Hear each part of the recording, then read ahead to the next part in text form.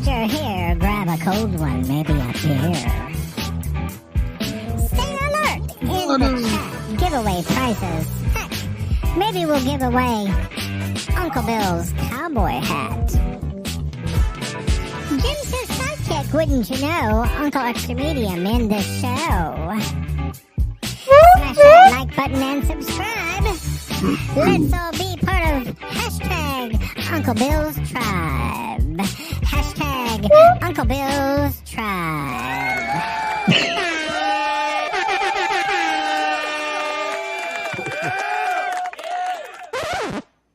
Ladies and gentlemen, boys and girls, friends and neighbors, and all the ships at sea, welcome into Uncle Bill's Hangar Talk here on Easter Sunday 2024.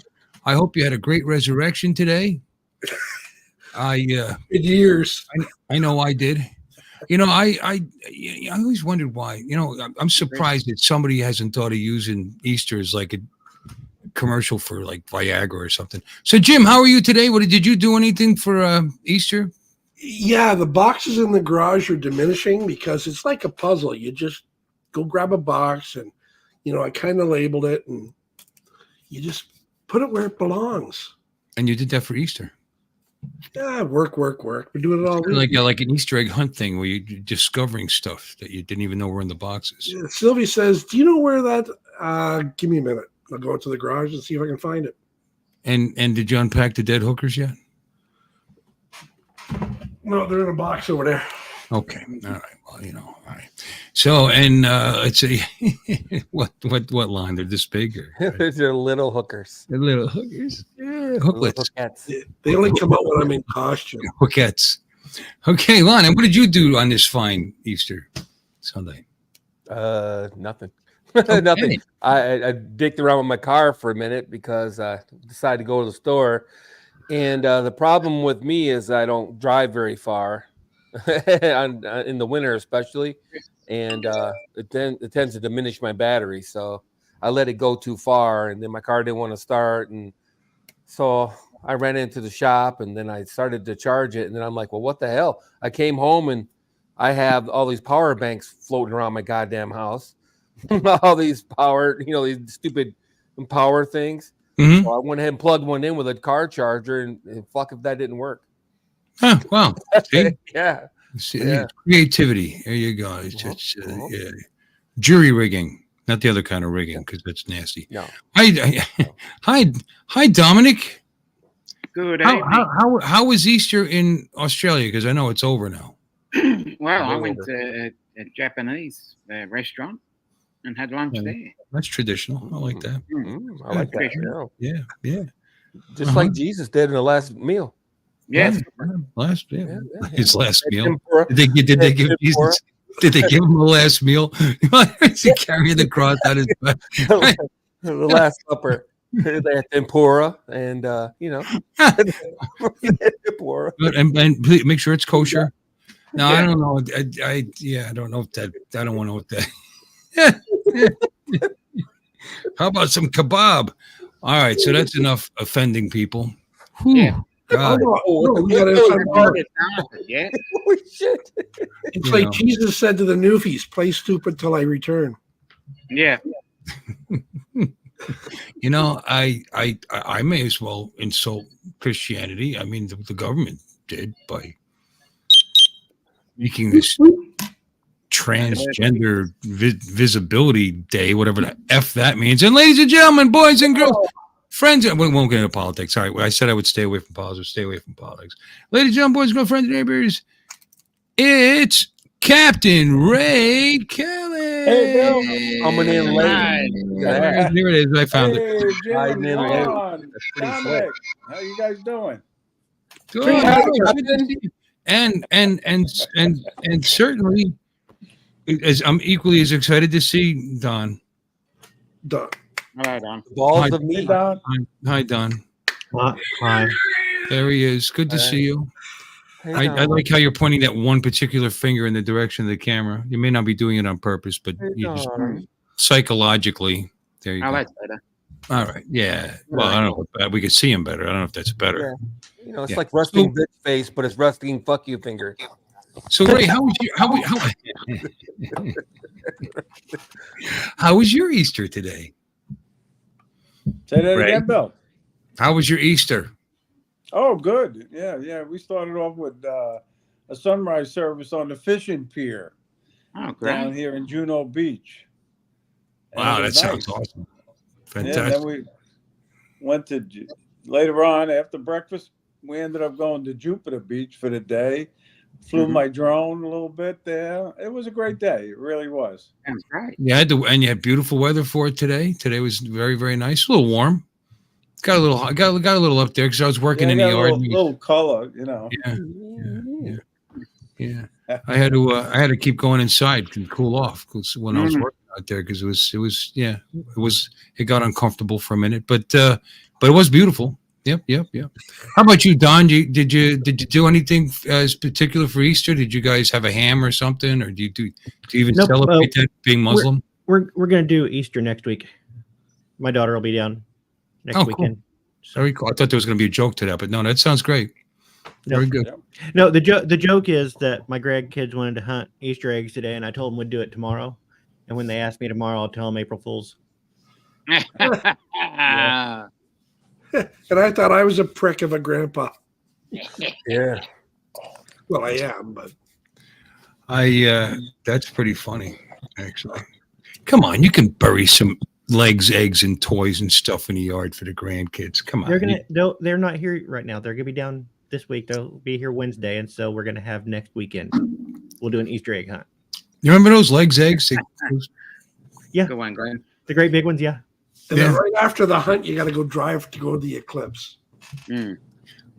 Did you know legs, eggs were famous around Halloween, though, more for Halloween than Easter, because they used to make something called a Bach bomb. You ever hear of a Bach bomb? I never did it. I wouldn't do it. You would put stuff in the egg and throw it at people's houses. What would you put in the egg? Well, I mean, what you could do is you put plastic in between the two halves, and maybe in one side you'd have baking soda, and the other side you'd have vinegar, and you'd throw it at it, and it would foam up and smell, or eggs, you could eggs on one side, vinegar. Eggs already come in a perfectly throwable container. Yeah, but they're not this big. I mean, you can hit and run with a massive amount of them all at one time. Bam, and you're gone. People were quick. They knew it was coming. No, my day today was okay. I got most of my buggy done. Got the hood back on. And I was gonna put some new. I was gonna put it on. Went out and got some new bolts. They were long because our Lowe's was closed today. So I went to Walmart and I bought some bolts that were gonna be long, but I knew I could just cut those off. So I get out there and I'm like, I need to cut off about 1.5 inches to make these work. So I got out a marker and marked one, and the brain turned off, and I marked and I cut and cut all the bolts off. Realized You can put a nut on them. No, I cut the head. I cut from the head instead of cutting off 1.5 inches. I cut the bolts all the way down to 1.5 inches, so they're worthless. Wow. Yeah, it's been a long day. So Yeah. Zombie Jesus roams the earth, devouring the flesh. Okay. Right, horror movie. Body of Christ. And also, I didn't finish my story. They called them Bach bombs because that's the sound they make when they would hit the wall. Bach. Bach. And what the real a-holes did was they would put paint inside of them. I mean, if you really wanted to be a complete gas, they would put paint. But anyway, that's the whole story. Captain Ray, you never did anything like that on Mischief Night, did you? No, nothing like that. Nope. No. No. Okay. So what was it like? Hey, Bill, did you What? get the word? Ken Huppow is finally going to make the South Florida Drone Meetup after 4 years. Did I get the word? He's staying in my yard. I know. Yeah, I know, man. You've been talking about it for weeks. What the hell are you talking? What are you talking about, right? I mean, if he's not here, I don't know why the trailer's sitting. Now he's going to be. That's one part of what I did today. Was free parking? I hear you gave him free parking. Well, big deal. Yeah. But I moved the boat into the backyard because I had that over on the side, and I had that red bike sitting over there. So that's actually out front. I'll leave it out there for a couple of days. Nobody's going to steal it. And cleared that, it's all ready for him to go, And I got a 30 amp outlet on the side of the house on that side. I mean, it's blocked. Yeah, well, it's meant to be in, from the generator. Okay. So I have it blocked. I can't have my main on and that thing working at the same time. But what I could do for him is I could take the cover off and take that protector off, and then just turn it on, and then he'd have 30 amp power plug right there. So, I mean, other than that, we'll just run the extension cord to I have a power, I have power on the outside. That's what I would do. Yeah. That's going to be great. Speaking of Kenny, he's in there. He is. Oh, it's no big deal. I told the neighbors to keep an eye on you, so Actually, I didn't tell them yet. You'll be right up to the privacy fence. Probably be able to peek over it and see the 83-year-old woman who lives next door. That'll be exciting for you. Hey, yeah. now. Yeah. Ken, you're all set. Her husband now, died like a year and a half ago, Ken. Probably ready for it right now. Just saying. But anyway, that's where you're going to be. Yeah, we will be droofing. We'll definitely do that. Yes. On top of his trailer. And my wife knows that you're coming, by the way. This isn't one of those, you're all somebody said, but you didn't tell your wife. No, I told her. She's all good. What does she care? It's gonna be in the yard. The dogs might be a little but they'll get used to you quick enough. When's he getting there, Bill? When is he arriving? Friday. Sometime Friday. So I'm gonna so that's my excuse to actually not work Friday. Yeah, thank you, Ken. Because I had to be there on Friday anyway for the get together, so I wasn't going to take Friday off. I was going to work, and then maybe obviously check out a little early because I don't get off at 5 normally, but check out at 5 and then just walk right over to Sticks and join the party. Mm-hmm. Now I'm actually going to take Friday off, so that's cool. So because I got to be here, and direct to the airport thing and direct them backing up the trailer. Yeah. Don't hit the fence. That's okay. There you go. Yeah. But there's plenty of room there. I mean, the new driveway, I realize, because it's like 18 or 20 feet to the property line, but the new driveway cuts part of it off. Did I tell you got a new driveway? So that cuts part. You have a new driveway? What's it made out of? What's it made out of? But there's still like 12 feet width, and there's more. Is that an asphalt driveway? It's really 15. No, it's a hillbilly driveway. It's concrete. It's hillbilly. Made out of seashells? Huh? No. Seashells? No. Do you want to see it? I got a new zoom camera in the driveway. You want to see it? Yeah. We can see it. My man. Holy shit. Hi, Joe. No way. Anyway, it's 15 feet from the edge of my concrete to the. It's concrete, not holy shit. Yeah. No. It'd be a piece of cake. Amazing. Concrete is so amazing. Wow. I really want to see it.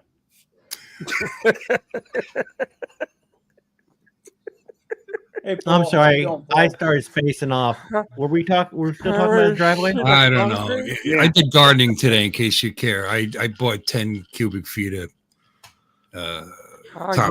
topsoil, and I filled around the drive, and it came out nice. It came out good. I didn't drive anywhere. I couldn't drive. I bought 10 bags of mulch and told my wife to get busy. Well, I needed to fill a little bit down the end, by the culvert. But I did that, tapered it, looked nice, took the hose to it, tamped it down, walked on it. 280 pounds is probably better than tamping it with that square thing. And it didn't budge so I think it's going to be all right. But I am going to try. Glon, we were talking about that spray gel seed thing. I'm going to try that. Hydro seed or whatever it's called. Hydro seed. Yeah. Hydro something or other. And it comes out as a kind of like a gel, and it just lays there, and the grass seed doesn't wash away, and then I think it helps keeps it moist. It'd still be good to throw some hay over the top of it or whatever to protect it as well. But hey, not a bad idea. Hey, and if I can get that to take seed, I won't have to worry about dealing with maybe buying it, because I was going to buy. They sell squares of sod, like 2-foot squares of sod at the Home Depot. Mm-hmm. So if it doesn't work, I'll go ahead and do that. But anyway, that was part of my project today too. Awesome. yeah, I was kind of happy with the bike. You know, all the time I spent working on the bike. Hadn't started it in a week or two. Went out there, put the choke back, turned the key, boom, boom, starts right up, runs perfect. Very happy. Buy my bike, somebody. I'll give you put a deal. insurance on it and leave it out front. What do you have it listed? I haven't listed it anywhere. It's just sitting out front with a sign on it. Good night, Chuck.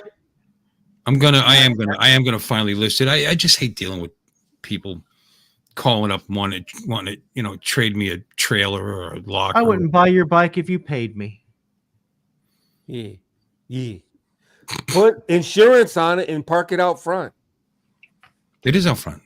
Park Does out that front, full coverage insurance? where it could be stolen. Put full Get coverage insurance on it and leave it out front. Why do I need full coverage insurance on it? Because With the somebody's keys gonna in it. fucking steal it. No, you don't even leave the keys in the truck. Oh, you're talking Coming about. up from No, Miami. man, just leave it out front. Motorcycles from Miami. Motorcycles get stolen like Hi, Mike. that, man. Just leave it out front for a few days, man. I got I'll have to unlock It'll be that. gone. I've got the handlebars locked right No, now. they don't It's care. Kind of difficult Nope. for them to. No, it isn't. Trust me. They roll up with a van or a trailer or something like that, and a couple guys pick up the front end and they roll it up on the trailer and they're gone in 15 minutes, man. Yeah. Yep. Gone. Tell them, Ray. Tell them. Yep. Motorcycles are so easily stolen. It's not even funny. Not my neighborhood. Right? Fine, I'll chain it up. Everybody says. That's what everybody says. Yeah. Until their shit's gone. I got some pretty heavy chain. I got your pretty heavy chain. I'll chain it. No, up. don't chain up. That's cruel. Let it slide. Backwards. You're Bill, going I the bet wrong you- direction. You put that on Facebook Marketplace. I haven't even tried to sell it line. I haven't gotten desperate yet. All right, well maybe. Yeah. You put insurance on it, leave it out front, man. The insurance company will cut you a bigger check than what you'll sell it for, probably. Yeah, they might. Saying. Just saying. Mm. It's not really fraud. It's the opposite of entrapment. Mm-hmm. That's why you don't leave the keys in it. That's why I wouldn't suggest something like that. I'm just saying. If you leave it out there long enough, somebody will come and take it. Free to a good home. I'll give you. You got me thinking I should go outside and take. It's right next to the road right now. Right next to my mailbox. Mm-hmm. Put a stamp on it and send it to me. No, Yeah. That's correct, Warren. So, Jim, when are you flying down to South Florida? What? What? You're still coming, right? I'm driving. Oh, you're driving. Jim, All right. So you're gonna what's your itinerary? Where are you going to stop and all of that? We're leaving Wednesday morning.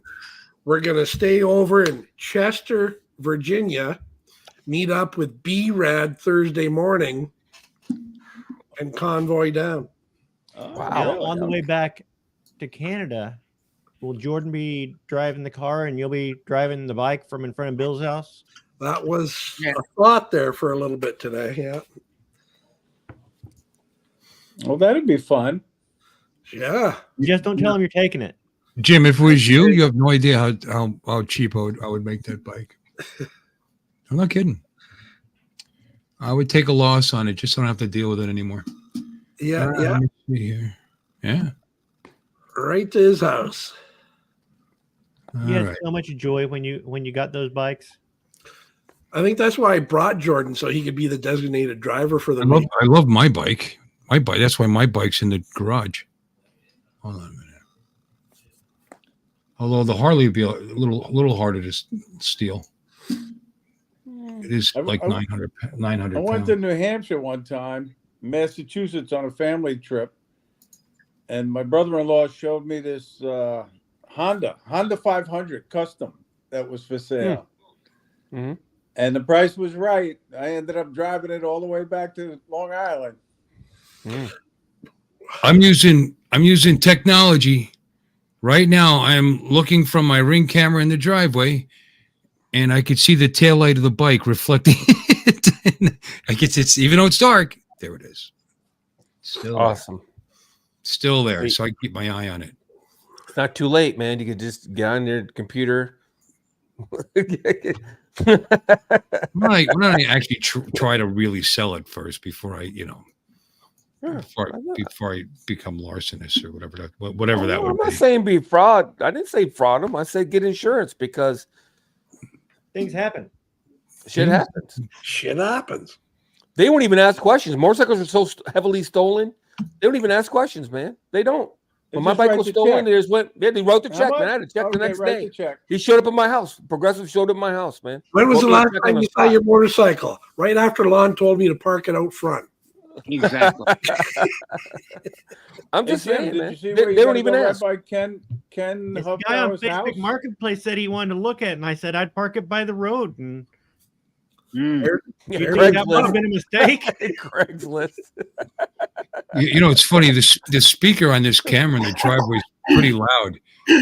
Anybody, I should just come on, come for free rides. No, you can't even do that. It's not even actually registered.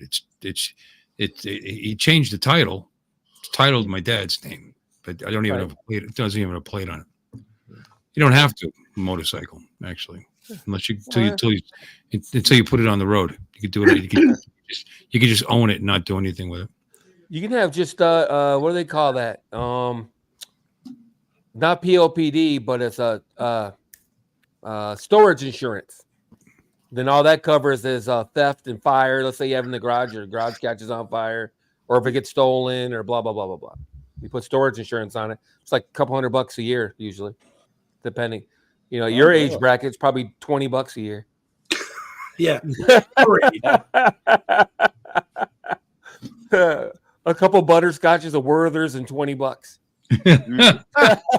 And I who doesn't like Werther's? Don't lie, you like it. And H&S green stamps or whatever those were. S&H. S&H, thank you. S&H, they've been gone a long time. So, Bill, how was your Easter? I've already done that, Ray. Let's do it again. Let's do it again. All right. I stayed home. Story again. That's cool. My wife worked. I stayed home. I moved the motorcycle to the road. I moved the boat into the backyard. I cleared Kenny's landing area. I took 10 bags of topsoil and I filled around the new driveway because there's a nice drop off down the end. He's gonna hang. We gotta hang yourself on if you have to hear the story again. He's tying a noose over, and so I actually did the topsoil. Came out nice. I bought my wife a new hose, and those stretchy hoses. Oh, new hose. Wow, those really light ones.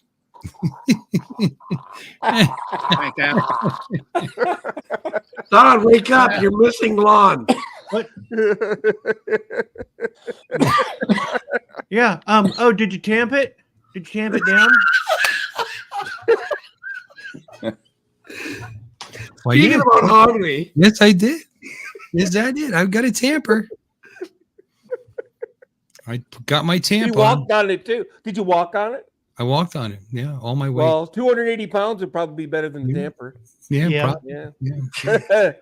I don't want it washing down into the culvert. I want it staying where it's sitting, so I got it. But I bought her a new hose. Those stretchy ones they show on TV, they show in commercials, and they're very light. And then Did you get it? Did you get it? They're like a penis. They're this big, and then they're this big. Yeah. Once they're a penis would be like this big, and it gets this big. Well, yeah. And it's like but they're black. Andrew. So they are. It's a black hose. Ollie, Ollie's, right, Bill? Ollie's. Ollie's? Yeah, Ollie's. Discount. Ollie's discount. You never heard of Ollie's? I don't know. Is it a restaurant? The old time pottery is? No. No, it's right in Stewart. What? You know what Chick-fil-A is in Stewart? The brand new one? Well, it's a Chick-fil-A. I don't know how old it is. Do you know where Stewart Bowl is? No, I don't. You know what? I didn't even know there was a Chick-fil-A in Stewart. There's now a Chick-fil-A on this side of the bridge, right up the road here, right on the edge of Port St. Lucie and Jensen Beach. What about Home Manual. Depot? You know where Home Depot is in Stewart? Yes, I know where Home Depot is. It's that same shopping center. Ollie's. Ollie's. Okay. What about it? Discount joint. No, It's a they discount got joint. good hoses there. Cheap hoses. I need a cheap $2 hose. $2 hose. hose. Any kind of hoe you want. They got black hoses, red hoses, brown hoses. Yeah, okay. I'll have to check it out. I don't need it. I just bought one. I bought a 100-footer there, and I got a 100-footer on the other spigot. So no, South Florida Drone Meetup is going to be all hoses. Easier for my yard wife work. because the regular hose is very heavy. So these things are very light. Anyway, what? And she's B-Red little. says, let's not talk about yard work and water hoses while we're at South Florida Drone Meetup. But it's like, no, Bill is giving a 1-hour talk on. I got to get it out of my system now so it doesn't come up at the meetup, you know. I hope you tell everybody that you have a new driveway. Why? They already know. There it is. Oh, yeah. I've seen that sign, yeah. He probably belongs to the club like me. I've seen it. Did they got boat covers? I need a new boat cover. Yep, they got everything. Everything. They might actually. Really? Yep. Check it out. They might. It's hard to say. They're not cheap. It's one of those. It's like what's that other one, Ray?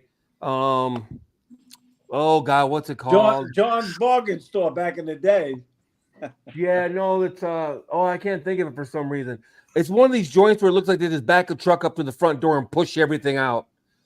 You know, they kind of sort of stack it in the store, kind of. You know what I mean? It's no telling what's there from day to day, from week to week anyway. Kenny's asking about my concrete. See, somebody's interested in my concrete. They use rebar. How thick is it? It's actually they went 5 inches. They didn't use rebar. They didn't use rebar in it. They threw it in a piece of chain link. Anyway, they went 5 inches and they used the metal. They put the metal grid in it. How'd you measure that 5 inches? And they used rebar in between the slabs. I'm sorry. What? How'd you measure that 5 inches?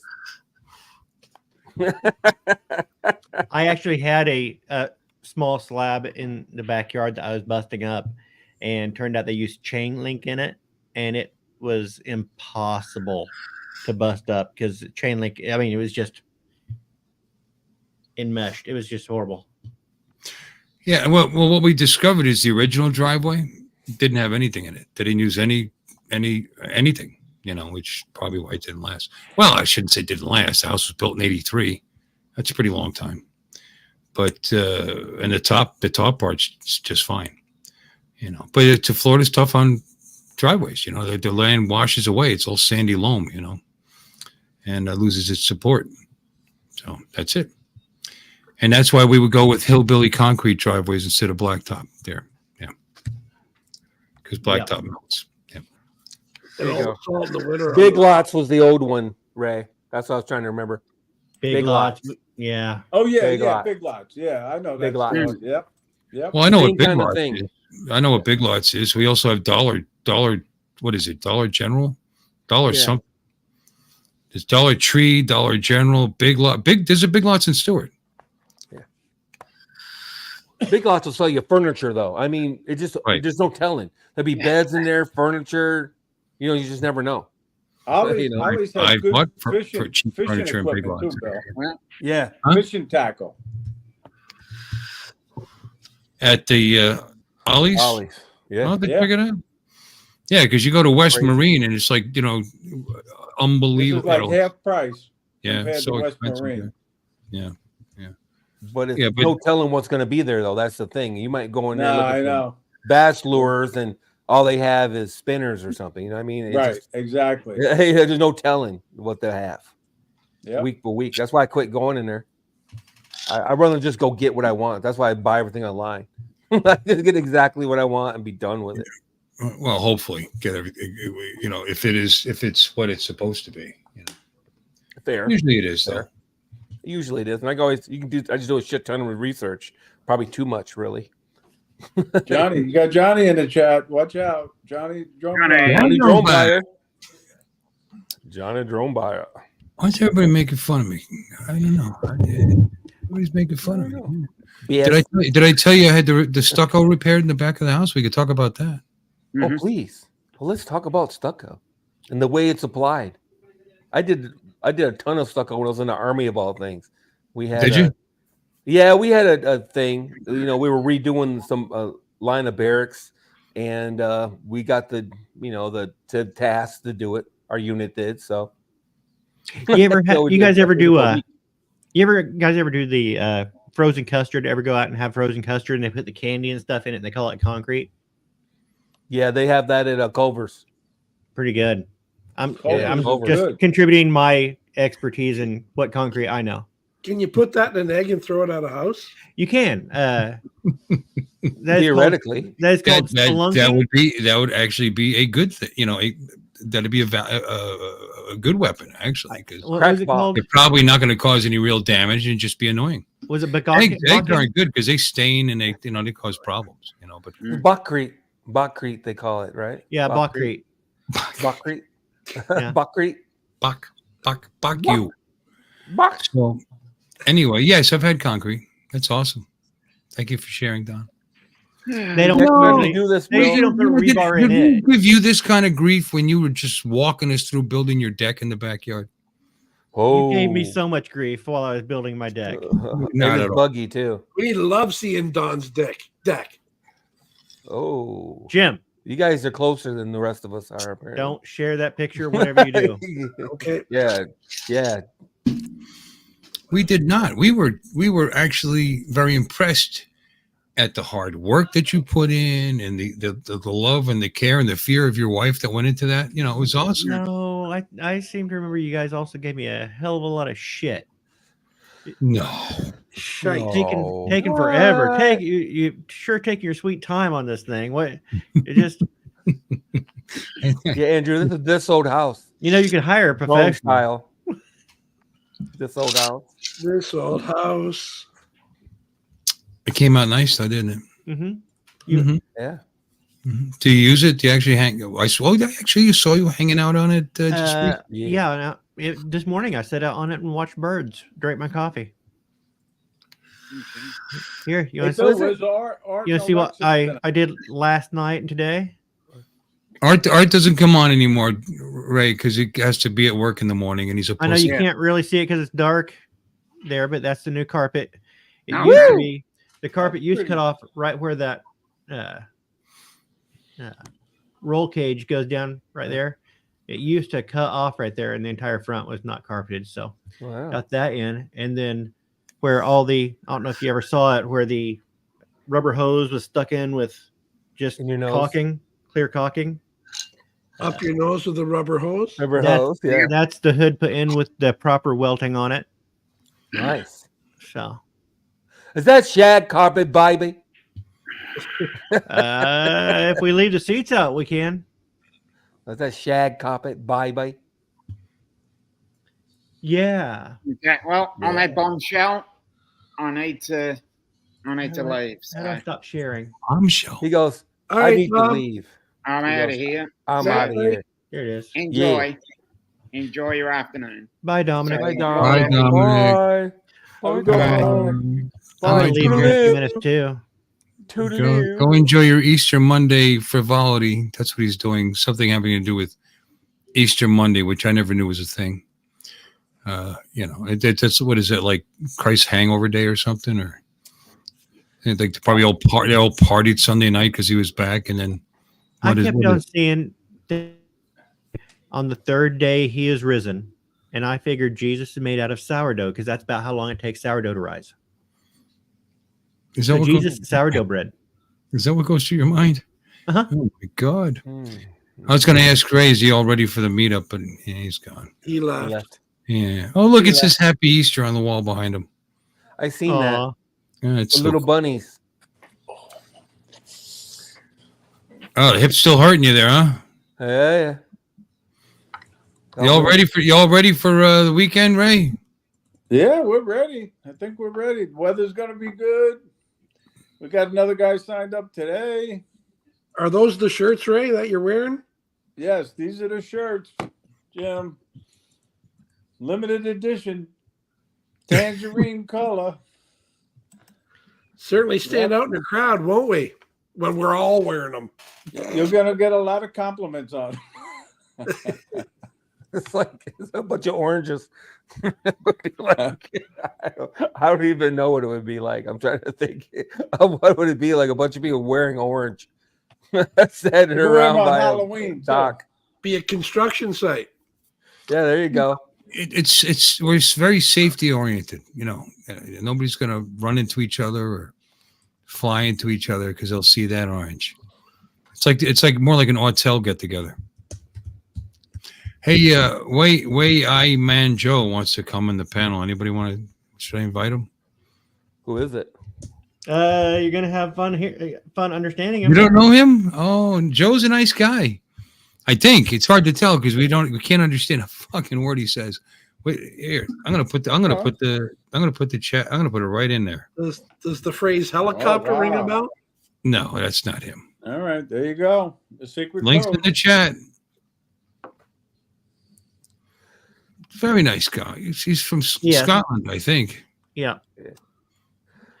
So just a reminder, it's the last day you can get the discount on the room at the Hampton Inn by using Ray's code. So yeah, Ray, there's still room. They cut it off again? No. Today's the last day. It's always been today. I don't know why everybody thought it was last week, week before last. Well, the code is good until the 31st. The director of sales told me it was over 2 weeks ago. Well, she lied. Good night, Brad. She lied. I'm so glad He's you a got it, though, Lon. Really. Liar. A liar.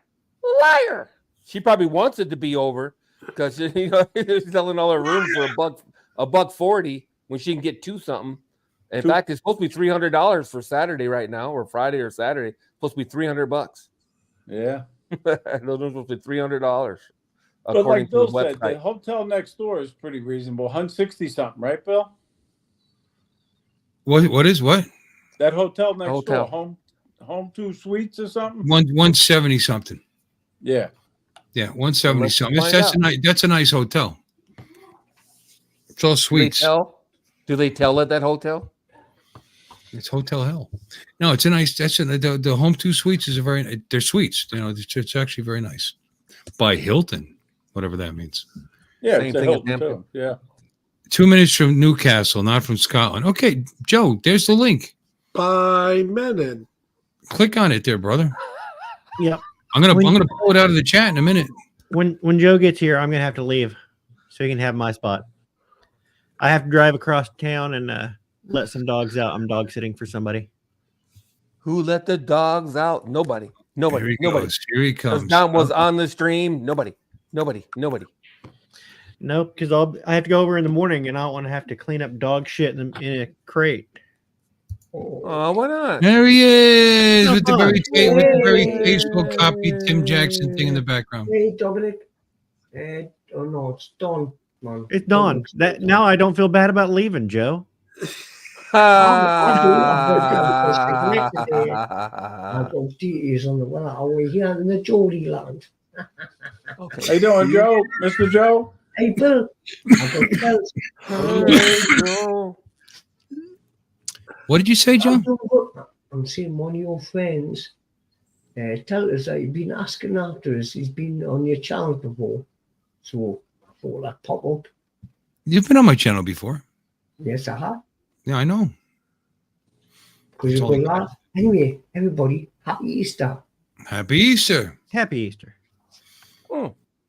Hey, can you tell I'm resurrected? You look very excellent. Excellent. What do you mean you're resurrected? Well, You turn him on, Bill. I don't take poison as a buzz. He's a Geordie. Being resurrected means It's a resurrection. being a Geordie, it means that he got totally pissed on Friday night and he just woke up on Sunday. See that guy? He knows I'm sorry. I'm fucking drinking in the middle of it's 3:47 a.m. over here now where I am in the UK, and I'm fucking still drinking. Well played, Governor.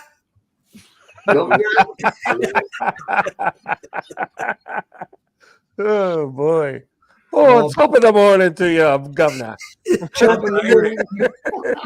Now you moved over to Ireland just I know. It's still in the UK. I hate to break the news to you.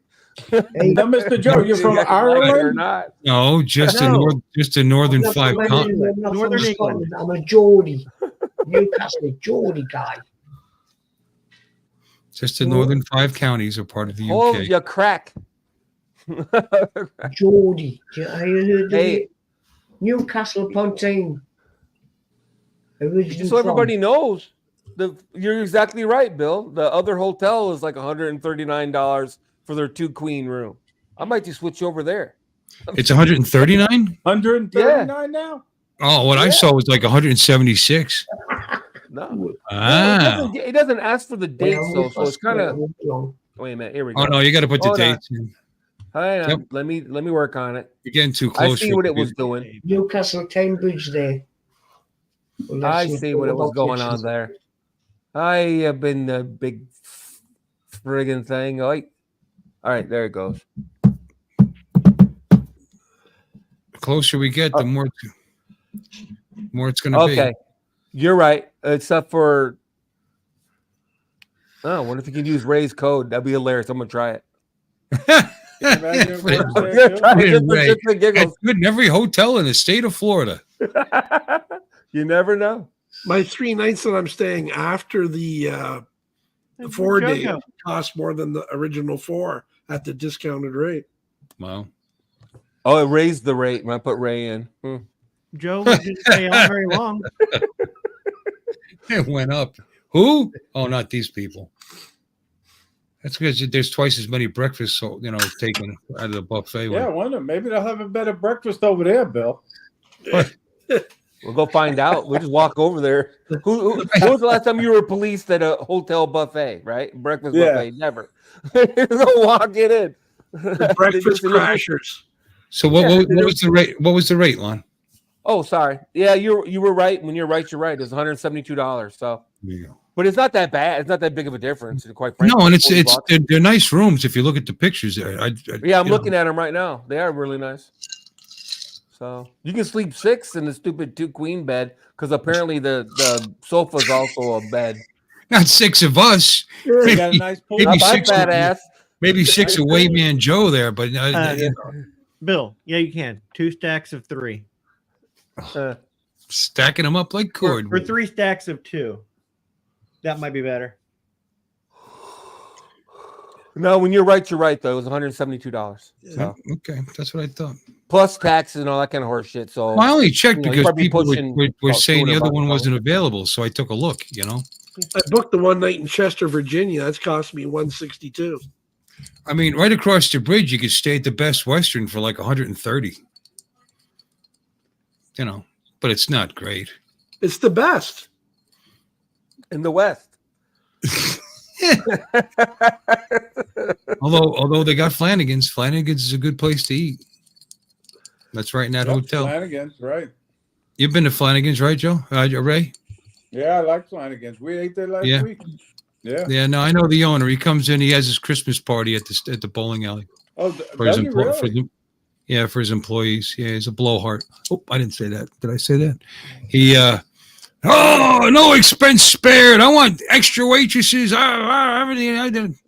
But you know what? He puts his money where his mouth is. He spends a shit ton of money on his employees, so makes it feel good to do nice by them, I guess. So you don't see that. Screws them over every other time. Bill, are you familiar with the Riverwatch Hotel Motel? $81 a night. Bye, Don. Don left. Riverwatch? Yeah. No. Where's that at? Very I don't good. stay in too many hotels around here. On the review. Oh. Riverwatch that's how much is that? 81 a night. I'm doing the Expedia right now. 81 a night. Yeah. You get carried off by the cockroaches in the middle of the night. Does it come with free bugs? Oh, this is the Hilton. No, they charge you by the bed bug. Oh. The beach resort too. Wow, the beach resort. Wow, look at that. We can't see it, right? Oh, there it no. Believe it or not, Expedia is giving that hotel home 2 suites, $162 a night. 162. There you go. Yeah. Hampton Inn and Suites, Expedia, $217 a night. What's the number up to, Ray? We got up to 143. Wow.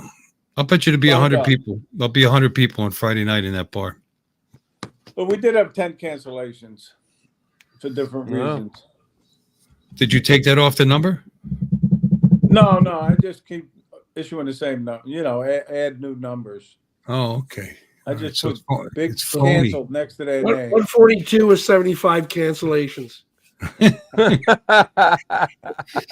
gotta make it sound good, Jim, you know? Well, 132 is still pretty damn impressive, you know. It really is. So I bet you it'll be about 100 people show up on Friday night in the bar. I think it's gonna be non-refundable. Bill. Huh? Yeah, probably. Non-returnable at the Hampton Inn. Yeah, sorry. Okay, go ahead. Non-returnable at the Hampton Inn. Well, we're getting too close to the date, you know. Well, it's 154 now, so it actually came down. If you look at it on the calendar, it's like $300 for the one day, but when you put in for the Friday and Saturday, then all of a sudden they lower the rate, and you can get the special rate up and through Monday. You can stay Friday night, Saturday night, Sunday, and Sunday night for the discounted But rate. you're not staying past Saturday. If you stay, no. I'm leaving, you personally, I'm talking about. I booked the room for Friday and Saturday night just in case. Right. But I'm not staying Sunday night. Yeah, or just don't feel like driving to fucking Miami, Saturday night. You know what I mean? Right. So you're not going to, because we fly at the beach on Sunday.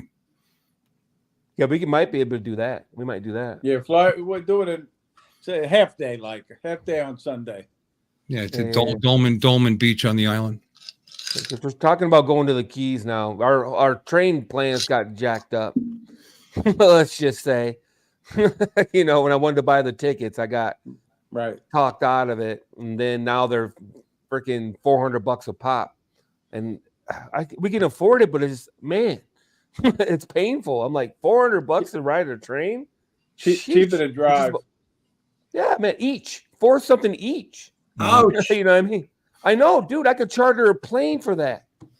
Just about, man. I could probably charter somebody a little Piper. Probably take me to Miami for $800. Me and Billy. 400 each.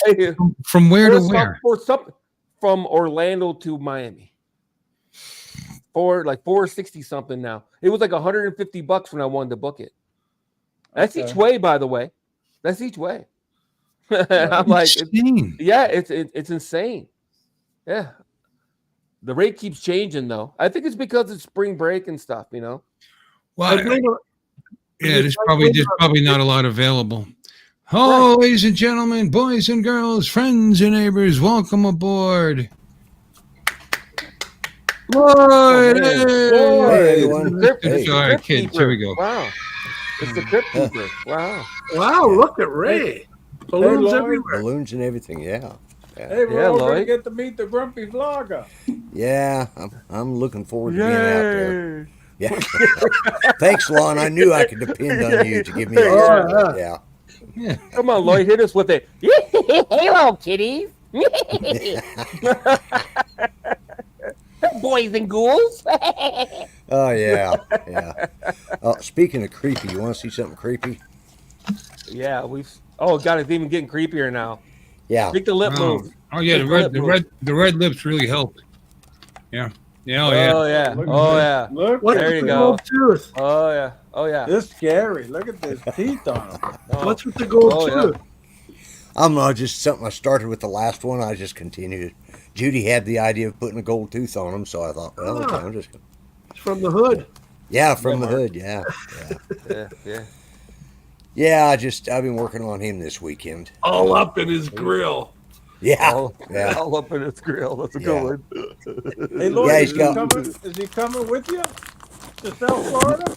Not that one, but there might be one. One might hitch a ride in my suitcase. You never know. Oh, okay. Good. PSA.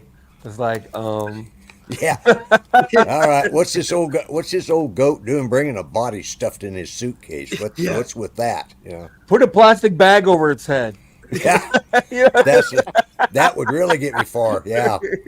I'd Put a never plastic bag over its head. I'd never make it out of Tulsa with that. And handcuffs on its wrists, Extra in your Handcuffs on luggage. it, and freaking Yeah, and a plastic yeah. bag over its head. That'd be hilarious. Yeah. It might be but knowing my luck, they wouldn't see the humor in it. Well, go to the airport early though. Yeah. Make sure you show up early for Speaking TSA. of that, I'm bringing one of my drones, maybe two, and I'm going to have them in a carry-on bag. Do I have to discharge the batteries or anything special? Or nope. Okay. They don't check. They don't Yeah. check. Nope. Yeah. No, they wouldn't know how to check. You see how many batteries we carry too? Billy's got like 20 batteries in his bag. Oh wow. Easy. Easy. Well, I carry about 10. I'm bringing my Avata, and my son's offered me his Mini 2 to fly down there. So I thought, well, okay. That's what I'm bringing. That's Oh, cool. really? My Avata and Mini too. Oh wow. Okay. Cool. You guys are twinsies. Yeah, we Twinsies, can hang. Hi, Michael. Howdy, guys. How y'all doing? Oh, he's Hey, loud Michael. tonight. Wow, you're usually so hard to hear. Damn. Ooh, Oh, yeah, crap. How baby. you doing? I was thinking with grandbaby here, but they're leaving. Oh, it's too good to be true. It's too big to be So true. It's I was gone feeding now. her and burping her, Oh, he's back. having a great Is time. anybody over giving away a mic? I can give away a mic at the meetup, and let's make sure Mike gets it. there. I'm on my computer now. I'm on a Dell mic right now. Ah. Okay. Actually, I do have a Logitech Blue. I just haven't got it wired up yet. Oh, okay. I need to do that when I get back. So, howdy, Ray. How you doing? I'm doing good. We're Michael. counting the days. We're almost down to counting the hours. Yeah, I know. I gotta get up at 6:25 tomorrow morning to get my boarding pass for Tuesday morning. Okay. Hey, Lloyd. Here we go. I knew I had one. I got a spare mic right here. This is all You got you. a non-stop flight, right? Perfect. Mike? Non-stop. Nonstop, yeah. I like flying nonstop. Oh, yeah. Me Yeah, too. I ride around 9:55. Karaoke in the bedroom, Bill. What? Karaoke in the bedroom. Why not? You don't serenade. You wouldn't serenade your woman. All day, every day. Wrap your legs round my shoulders. Ooh, Don't ah. fart in my ear, baby. Ooh, ah. I hope those tests came back We might have just clear. found Honey. next year's entertainment. Uncle Bill. Uncle Bill. Right there. Yeah, he could be the entertainment for next year. You do Sinatra, Bill? And do I Sinatra? off 5 minute too? I do Sinatra? Yeah, sure. Yeah, I could do it sideways. I did it sideways. We could do. We should. You want to do karaoke? I got a karaoke thing from the Philippines because we haven't heard enough about the Philippines in the last week. But in the other room, it's one of those Filipino devices that has music built in. It's an all-in-one in the microphone. I could plug it right in. We could do karaoke. They make stuff in the Philippines?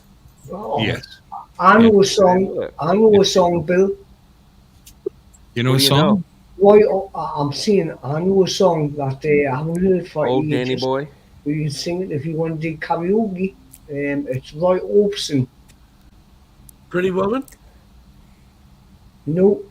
Do do do do do do. Una paloma blanca. Sing that, Gymnast. Ross grew up in Burnett. Everything I want, you got it. Everything you need, you have it. Everyone you want, I've all got it. Hey, baby. Copyright strike. Yeah, there you go. Yeah, oh, yeah, because the people are going to believe that was really The orb. Yeah. Orbster. That was the orb. Orbinator. Orbinator. Orbinator. Sorry, I'm not singing anymore now. So You can sing close. all you want, So brother. close to the real thing. Yeah. But Sing all you want to, man. Of course, he's dead, but yeah. No, I mean we could do whatever we want, right? Entertainment, but you got people singing though. Who's the group? We got John and Maureen from the Breakouts. What There the you go. breakouts? What kind of is it like their skin? Now we're Is that a local breakout? I think that's Tony's band. Yeah, I What's remember. the name of Tony's band? What kind of music? The breakouts, we rock. had that in 2020. It was COVID-19. Yeah. The mask days, everybody. We all know that. I mean, are they volunteering their time? Are we paying them or Yes, what? they are. No, they're volunteering. Oh, they should put a tip cup out then. Yep. Paying them with what? You guys got me paranoid. Every time a car goes by, I check to make sure they're not stopping by that motorcycle. I'm telling you, dude. If you notice, I keep looking over here as I'm watching the freaking video. I think when I get off, I'm going down. I'm putting it back to the side of the house. There's no reason to pull it up now. Anyway, you might as well keep it by the house until he actually gets here, right? But the bike? Yeah. Well, yeah. I mean, I don't go to work till 3 o'clock tomorrow. Until I get there at 3. I kind of like to get some exposure on the bike. I really haven't put it down there, to let people know it's for sale. I'd rather sell it to somebody around here. What is this? Live view ended. Stop that. Okay. Then having strangers popping by and, like I said, offering me trades and payment later, and when my tax return comes, and I just hate dealing with people. Yeah, I hate selling anything. I'd rather just sit on it or throw it away sometimes, man. Yeah, dealing with the bullshit. Yep, just throw it away. Can't throw it away. It's not even mine. Well, I think, well, a lot of people know what I do. I play a keyboard, synth, workstation. I'm the only one in the chat, not Bill, Blue. I'm not. going to say good night. I got to get up a little early tomorrow. Oh, yeah. Thanks for the invite. I'll see you guys on Wednesday. We'll do a final wrap up on Wednesday. You look after yourself. Last Wednesday night show. Well, Captain Ray, Johnny just mentioned something. I forgot. We got to. Kamada's going to be on, and Ron Brown. Okay, Rob Kamada, Ron Brown. Good guess. Wow. Kamada. Johnny is reminding me we got to check on the pizza. Pizza? Yeah, Brad's checking on that. Right? Well, I'm going to check on it too. I mean, I do you're live checking here. on it too? Well, why not? I live here. Why would he check on it from Virginia? I might as well check on it too. Yeah, you're in Canada. You can find. Hold on, why don't you check on it? I had pizza today. Hey, just make Mom's sure checking it's right now. Italian pizza. Bill. What's the deal on the pizza?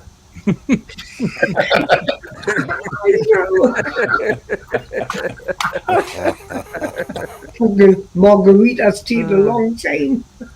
What's the How guy's many name? pizzas John are we going to something or need? other? We're going to need how many? 2 slices each? 140 people? 280 slices of pizza? Is that what you're looking at? Well, yeah, something like that. So You got a plan, We'll say 300. 32. Mine's going to be freezing cold by the time it gets to the UK. 8 slices of pie. It's a lot of pizza. Is it 8 All right, slices of guys. pie? I know it's in good hands with you, Bill. I love you all. Bye, Captain Ray. Bye, Captain Ray. Aye, Captain. Bye, Ray. Thank God he's Look gone. after yourself. God, I thought he'd never leave. So wait, you got 8 slices. That's no way. You got 140 people show up. I mean, I won't eat any because I never get anywhere near it. It's when a pizza shows up, it's kind of scary. It looks like piranhas. Yeah. Three. How many years have we been doing this thing? I was at Sebastian, and then the 2 here. In 3 years, you know how much pizza I've had? I've never gotten anywhere near the pizza. And I'm starving to death, and I could use it. Oh yeah, you're wasting away over there, Bill. I know. You're wasting away, buddy. I know. Anorexia, man. I just lost 10 pounds. All I had to do is have the flu for a week. Would you sell a bowling ball? No, I literally had the flu for a week. 80 pizza, right? 2 equals divided And by I 8. don't live in Scotland. I don't live in Ireland, everybody. 35 pizzas. I live in Northumberland. You guys go to Little Caesars? What do you guys do for pizza? That's a lot of pizza. Some mom and pop shop there. Oh yeah. Oh, Johnny says 40. Johnny said 40. Yep. All right, we'll see who can handle 40 pies. That's a lot. Okay. Well, That's a lot. That's a lot of pizza pie. It'll be is. gone in 10 minutes. That's a lot of pizza pie, huh? Hey, Bapangu, that's a lot of pizza pie. here's a question. What's your favorite pizza? And the pizza that's in front of me. The kind without pineapple on it. You know. No, I don't have a favorite. Well, yeah, Bellaroma. There you go. You've never heard of it. It's an Italian guy from New York. It's got a place up the road. Very good. Oh, yeah. Yeah. De Japani's. It's in Chicago. About $50 a pie, though. He's also got he also does baked goods too. He's got beautiful cannolis and whatever, all the Italian dessert. Just all made fresh. All made fresh right there. Cannolis. Take the gun. Or take the cannoli. Leave the gun. Take the cannoli. But there was that's a good place to go. I don't know if they got ovens. They got a big kitchen. That'd be awesome. That stuff's good. So, but I don't know. There's a couple places pretty close to the meetup, so we'll check them out. There's literally an Italian place. You cross over the bridge, you get to the A1A, make a left, and it's Detroit Avenue. quarter of a mile. It's maybe a mile and a half, if that, a mile from the place. So, all right, I'll talk to them. The way we weren't having almonds, you could just give up on the pizza. Everybody could just fill up on almonds. No almonds coming. No nuts this time. Fuck. I know, nuts. I can't ride that to work, Mark. It's got no plate on it right now. Just take the plate off the other bike. That'll work. Unless you get pulled over. Yeah. All good until you get pulled over.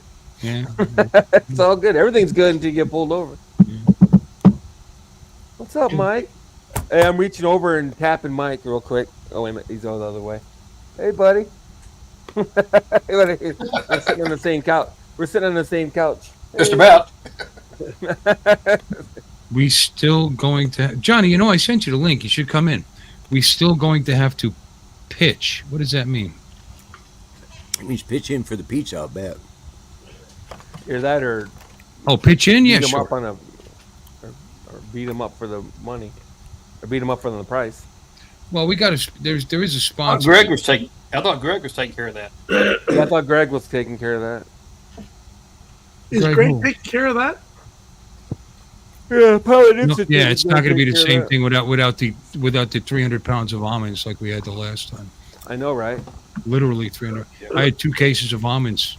I'll tell you though, after a while, those wasabi almonds, loved them. Couldn't stop eating them. Went right through them.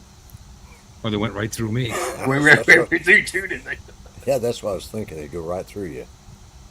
Yeah. Is there like a limit of how much steak you can eat in a week? Because I might be hitting it. And I'm not bragging. I just bought those 2 big ass steaks and I'm actually might be getting over it. I didn't think it ever happened. That'd have to be a lot of steak. Yeah, dude. It's been a lot of steak. It's been a lot of steak. I'm like, I went to Chili's the other night because Judy had, for her birthday, she'd gotten a gift card. Obviously, she can't use it, so I was hungry and thought, why not try it out? And I went over there, and I've ate a lot of steak in a lot of different places, but I got to admit, that ribeye I had is one of the best ribeyes I've ever had. Which one did you get? I got the ribeye. Bourbon Street? The Bourbon Street ribeye? No, I got the classic ribeye. Oh. And because usually when I get halfway through a steak at a steakhouse, I'm grabbing the steak sauce because for whatever reason it just doesn't taste as good halfway through it. But I ate this right down to about this much of a strip, about that long. Nice one. I brought home and cut up for my dogs and gave it to them. So all I had to do was add just a little bit of salt. Other than that, it was perfect. I mean, it's like, wow. How do you take it? Mid-rare? Yeah, medium rare. Mid-rare? Yeah. All right, so Johnny, if it was 35 pies, which probably be enough, by the way, and there were $8, and I could work out a deal that at $8 a pie, the 300 would be enough except no tip. We'd have to pitch in for the tip for these guys to bring 30 friggin' pizzas or 35 pizzas. So we're gonna be close. It won't be too bad. And you know what we could do? We could just order one big pie. There you go. There you go. Right there. Yeah. Just send that to me. Just send that over to the UK for me. I'll share it. Yeah, Mark White sent me this picture for some reason. And then there's always this pie. Oh, yeah. Yeah. Oh, come on now. There's like, what, 6 people here? 7 people? How are they going to eat? Yeah. Who are they kidding? Let's move Yeah, on. look at that one quick. There you go. There you go, right there. There you go. Wow. Okay. They're sending the rest back home Very to cool craft. Vietnam. Oh, my God. What is that at all? What is wrong? That's a world record. World record. I couldn't even get out of my stairs. Okay, now. Sorry.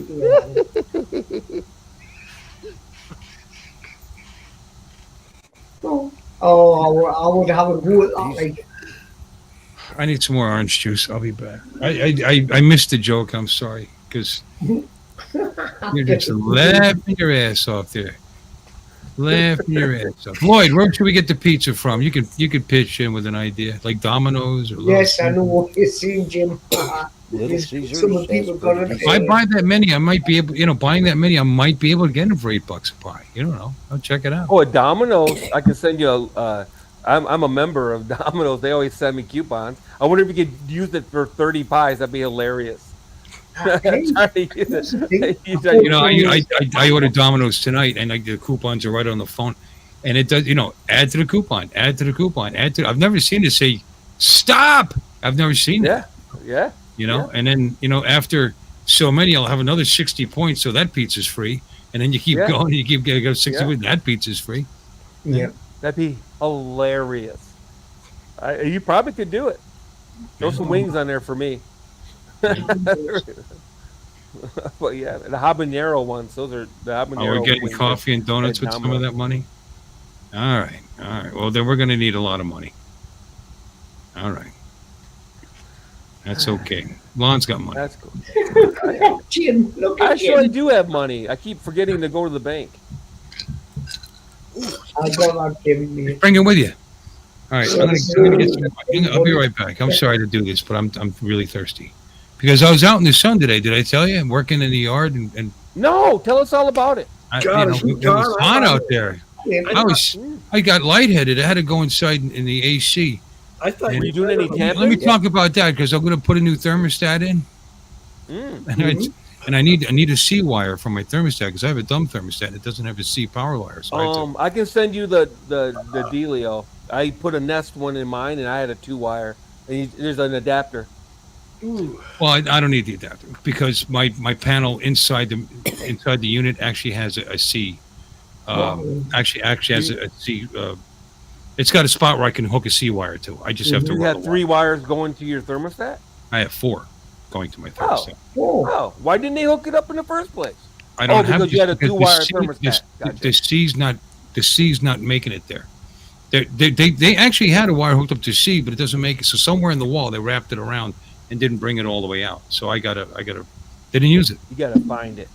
They didn't use it. I just run another one. I just run another one. The thermostat here, the air handler unit, the thermostat's right next to the air handler unit closet. It's like right there. Oh. So I'm just gonna catty corner, put some 18 gauge, and just run it right inside the panel. Oh, okay. Not I was gonna say, I thought you were talking about like a real house. You know what I mean? I'm just kidding, but for real. You know what I'm saying? Where it's in the basement.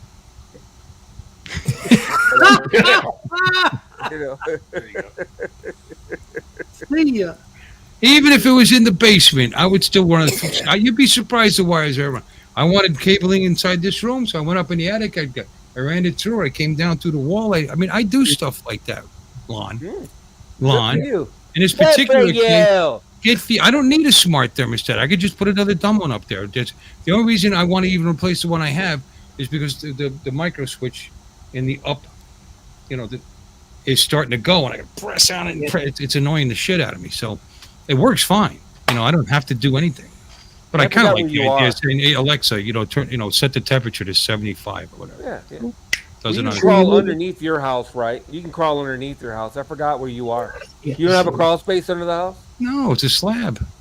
This is Florida, brother. Yeah. Florida. You have to go in the attic then. You have one story though. Your house is one story. It's just a ranch.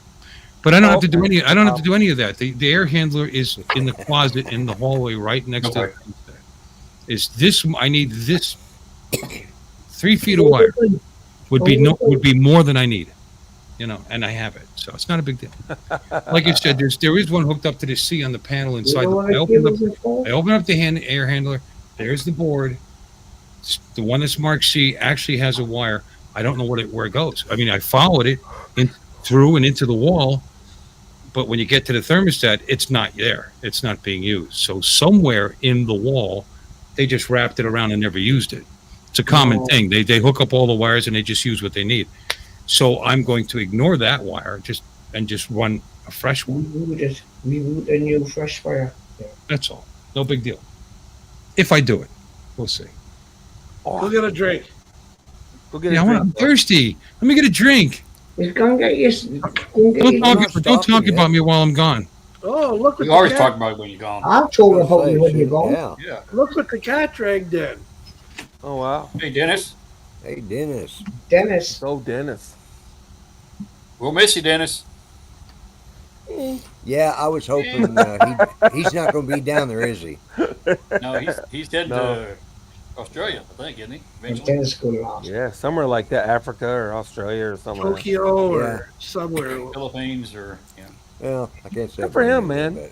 Nowhere close. No. I gotta go to Australia pretty soon, where I missed my chance. It's the only continent I haven't been on. So Zimbabwe. Antarctica, of course. Antarctica? Oh. Yeah, I haven't been to Antarctica, but I don't want to go to the Antarctica. So he's going to Zimbabwe. but so I've been on Zimbabwe. 5 continents. I need Australia, and then I'm good. I'd love me personally. Obviously, you United Kingdom person, not Scotland, not Ireland. I'm a Geordie lad. I'd love to come to the States, but one place I do want to go because I've watched too much about it is Philadelphia. Philadelphia. I do want to go there.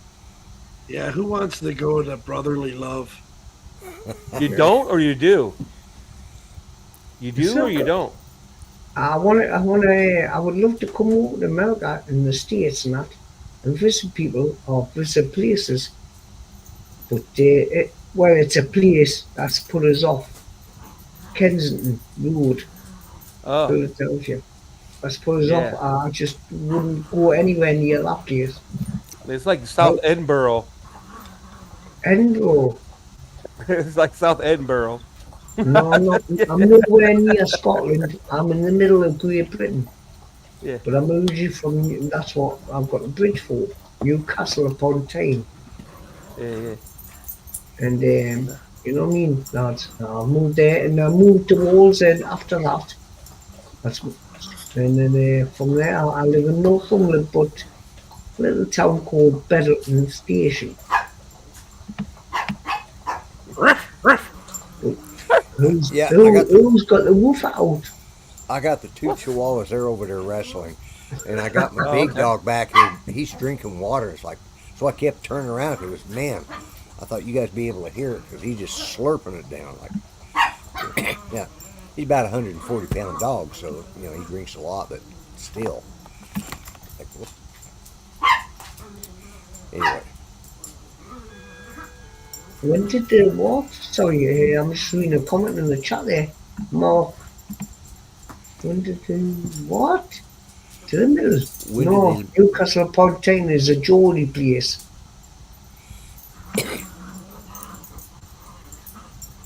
We've never been in the Midlands, son. I'm nowhere near the Midlands. So, Jim, when are you getting down there to South Florida? We're leaving Wednesday morning, so we'll get there Thursday night. Okay. Yeah. Lon, when are you going to be heading down there? Friday. I land just before noon in Orlando. And then we're getting a rental car, and then we're driving from Orlando down there. It takes another flipping 2 hours to get there from Orlando. because Anyway. you got to take all back roads. It sucks. Happy Easter, everybody, and big respect, Happy Easter. right respect to you all, because that's something I didn't want to see happen, but it did happen, and I don't want to pull everybody's Easter down, but that was horrible, that man. You know what I want? Was St. Mary's, Baltimore. Oh, Baltimore, the bridge. The bridge, I watched it. That ship should never have left the dock. Yeah.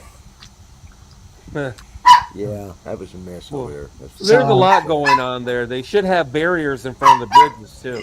Exactly. Yeah, all those bridges should have barriers in front of them. Why they didn't? Where were the pilots? Where were the pilots, lads? There was no pilot boats. There was nothing. That captain must have took it on board and said, right, they were interviewing a guy from Florida who, or at least I guess he worked on bridges in Florida. He says underwater, they have, I guess barriers, you can call them that, but they have.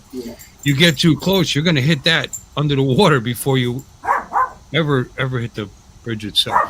What didn't happen though? They don't have it that particular bridge though. No, that bridge doesn't have it. No, we have. I think need barriers. Yeah, something. They should all have it. They should all have it. When they have that big of ships coming through there, you know. And the bridge really isn't that old. News had a managed to pull all them poles from under the river. So I checked. I have G, W, Y, and R. Well, R is like RH or whatever. That's heater pool. That's what's being used. More than that's hooked up. And what they did, but see, the reason I can't see where the other wire is because of where it goes in the wall, it's behind studs, and there's another wall in that direction, and then it comes back to the thermostat. Mm-hmm. What I can do is instead, through the same opening where the thermostat is, I can make that a little bigger. You'll never see this behind the thermostat, and go on an angle straight into the closet this way, sure. and just run the C wire that way. I mean, I could just do an adapter too, but I'd still have to do the same thing. I'd still have to run the wire to the thermostat anyway, and it's already got a C terminal on the board. So anyway, you got I could just cut into the wall, I guess, and find it, and stick it through. Well, like I said, there's an adapter for that, or I hooked up a power adapter to mine. Right, that's what it's looking for. It's looking for power. Right, the C is a 12-volt power source. Yeah. But you still had to mount it somewhere and then run that wire into the thermostat. Right. I happened to have an outlet on the opposite wall, so I just went through the wall with a short wire. I put the adapter plugged the adapter in, right, and I ran a little 2-wire into the thermostat. Because all I was looking for is power. So. Yeah. Well, if I didn't have the closet right there, with there is a outlet right there below it.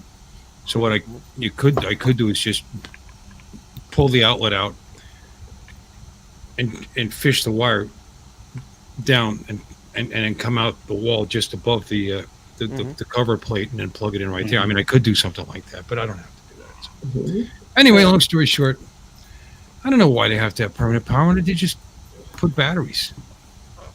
I mean, I don't know, because they have a battery for a backup power. Right. Mine has a battery in it too. Yeah. Right. It's pretty interesting. Too. Yeah. Which one are you using? Have it. Which are you? I have the Nest. What about you, Lloyd? Can't remember. I mean, is it through Google Honeywell? or is it through Alexa? What's that? Your thermostat. No, it's not. It's not that smart. It's semi-smart, but it's not smart enough to communicate. So, and I'm needing to replace it too. So I'll probably go with a smart one, so I can tell it when to turn on the air conditioning and when to turn on the heat. Get a hold of your electric company; they'll send you one for free. Trust me, it's a nationwide promotion they've been doing. That's how I got mine. My electric company sent me mine because they allegedly save power. You know, by adjusting the temperature over the course of the day and whatever. Yeah, like mine for free. You know, we could raise the temp while you're at work, for example. You know, a couple of degrees makes a big difference. 1 degree, they say, can be as much as 8% on your electric bill. Yeah. I'm saving like $70-$80 a month in the summer. Because I'm cooling 2,000 square feet. Yeah. Hi, Dennis. That's about Dennis what I'm is here. cooling, Can anybody too. say hi to Dennis? Hi, Dennis. No, Dennis is here? Hi, Yeah, no way. Dennis. Dennis has a scoop of In the thermostat. chat, there's Dennis. Wow, hey, Dennis. Dennis I bet he's in is Zimbabwe. I He's wonder if he's missed in all your Zimbabwe. driveway chats. So Yeah, he start over again. He did wish He's us very a, defensive about his he's very protective of his thermostat. Look at it. My thermostat is stupid, but he loves I've it. got the best thermostat can, me. My thermostat will never be controlled by anyone else. It's independent. No. It's always very moist. Mine only has 2 batteries in it. That's pretty good. You got 4. Yeah. They can take And he my wishes to have- freedom, but not my thermostats. Yeah. I'm not too sure I What's like the big everything deal? controlled. Thermostats are Christ. It's all very simple for me. I don't have zoned heat. I've got 1 thermostat for the whole house because I don't have a real house, Lon. You know, and I've got central heating in my bed, but I'm not getting there yet. Yeah. It'll be hours. Yeah. Exactly. Florida orange juice. I'm just saving my energy. Is that locally made? Yeah, pretty sure. I don't know. The company, it says produced for da-da-da-da-da, Apopka, Florida. That doesn't mean that's where the grapes. That doesn't even mean that's where the orange grapes came from. They're probably California. Big round orange grape things. Or they're probably from Brazil. It would surprise me not. It would surprise me even a little bit. Right, Mike? That's right. You bet. Yeah. I tell my wife to buy Tropicana. I just picked right over here. I mean, there's a gigantic right in Fort Pierce, gigantic Tropicana plantation. I guess so. It's orchard plantation. What do they call it? Orchard. I don't know. Lots of trees. Orchard. I guess it's right up the road. But you know what happens, though, right? They pick it there, concentrate it there, whatever. Ship it to probably New York, and ship it down to Florida, and it'd be reprocessed, reconstituted, and who knows how long it takes to go from there to here. You know, but it's local growers and local jobs. So I say get the Tropicana. Yeah, I That is think plantation has some negative connotations, so I think they don't call it they don't call it plantations anymore. You're cotton picking right, Lon. I've got a plantation. No, where are you going, Tyro? I'm off to the plantation to pick oranges. Oh, really? Oh, yummy. Oh. Tyrone's got no job anymore. It's all Mexicans over there picking the oranges. What are you talking? I know, right? Jose. Jose. Those Cubans, isn't it Cubans? I think the Cubans are being run out of Florida by all the Mexicans coming up. Yeah, that's probably true. Cubans all moved to Puerto Rico. There you go. Dennis says if it's in Georgia or South Carolina, it's a plantation. Yeah. It's a plantation. None of this is racist. Orchard in Florida. It's just noticing that the population is changing. That's all. I don't care. Yeah, they're newcomers. Most of the ones in this area are legal, actually. Newcomers. It's the illegal ones that irritate me. Unless Bill, Texas go ahead. What was that? in. Yeah, Texas. So, Bill, that means your plantation is just about orange juice, is it? Your plantation is just about orange juice, is it? What does that mean? Is the juice worth the squeeze, Mike? I was trying to be a joke, but didn't work. No, I thought it was hilarious, man. Are you kidding? See, I got it. Yeah, I got it. Hey, you guys don't allow squatters anymore. That's kind of cool.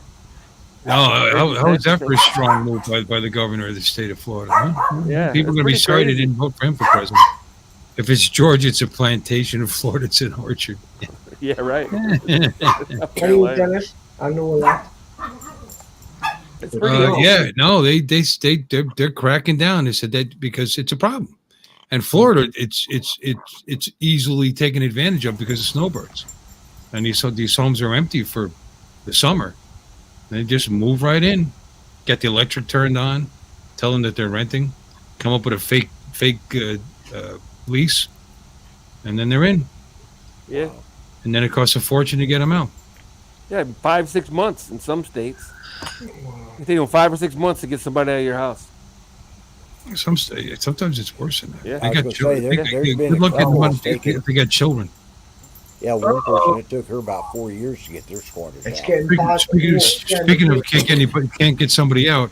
Hi Tom, what's going on there, brother? Hey, Oh, Tom. What's up? What's up? hey, What's up, Tom. gents? Whoa. What's up? And Howdy, by the Tom. way, in New York, because I was a landlord, it took 1 whole year to evict somebody, and that was a year and a half after they decided not to pay anymore. Okay, and I was not a slumlord. Now those rules, the squatter stuff was set up so slumlords couldn't just kick people out, to sell off their buildings. What they used to do in the 70s and 80s was just burn the buildings down, but we became a lot more liberal after that. But the problem is I agree, Bill. The squatting situation has to be dealt with.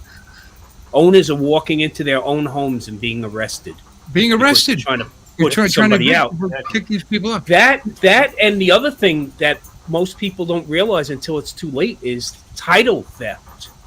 There's another one that happens behind the scenes. I know people think they steal the title out right from under you, and then you're left in the lurch. They think title insurance protects them, but it doesn't. No, it really doesn't. So these are the laws that have to change, and they have to be universal across all states. So there's companies that take advantage of that to protect your title, and then, like you said, Bill, you're in a snowbird state, so you're really prone to these people realizing that somebody's not there anymore. And here's the thing is he basically, the governor basically shortcutted. You can get him out fast now. You can get him out fast. They'll go in, they'll kick him right the hell out. All right, but here's the thing. I don't think it goes far enough. I think they should be arrested. I think they should be given another place to sleep. At the county lockup, because that's breaking and entering. It is. When you buy a property, you don't just own the property. You own at minimum, Bill. At minimum, it's a Class B misdemeanor. At minimum, you own the right to reside there. Okay, when someone rents from you, they own the right to reside you because you lease that part of the ownership of your property to them.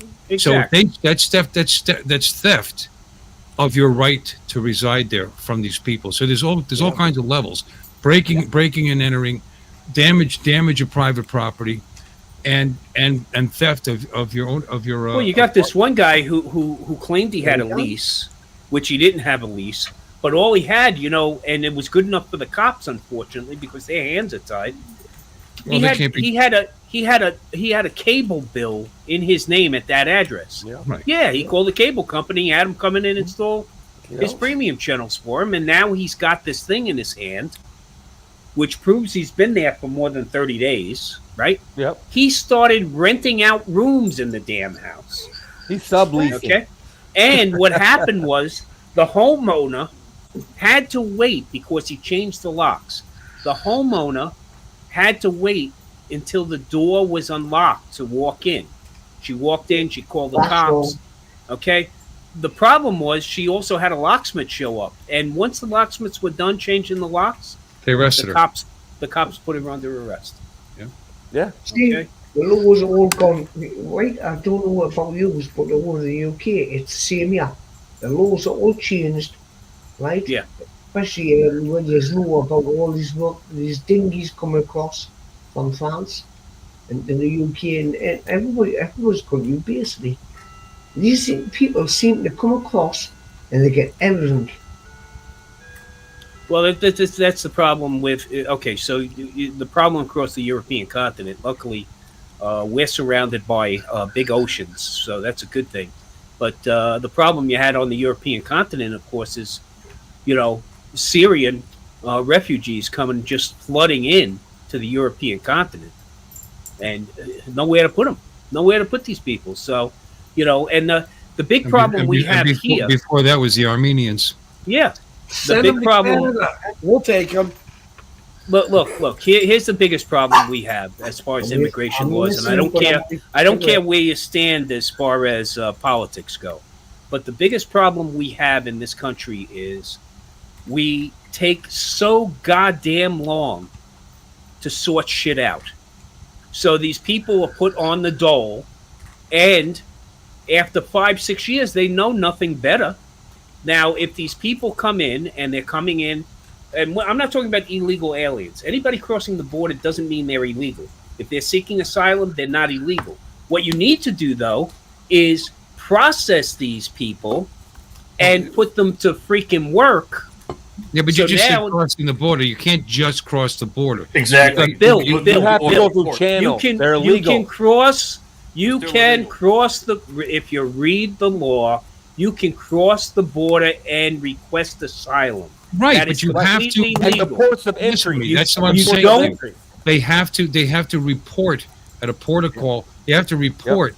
Yep. I understand that. I understand that. I'm not disputing That's not what they're doing. I'm not disputing that. Okay? What I'm saying is the problem that we have is those people that are coming through those ports of entry requesting asylum, coming through legal means, their situations don't get adjudicated for 6+ years. And meanwhile, they can't get papers to fucking work. Now they're on the dole. Okay? Now tell me how many times you go around to different places and see for hire signs, for hire. Everybody's looking to hire. The reason they're so far behind is because there's no restrictions on it. There has to be restrictions. No, that's not the reason, Bill. They have to be That's not the reason, Bill. That's not the reason. Well, we have in the middle. 5 million people coming over in a year. Bill, you're talking about, okay, I'm talking about people seeking asylum, okay?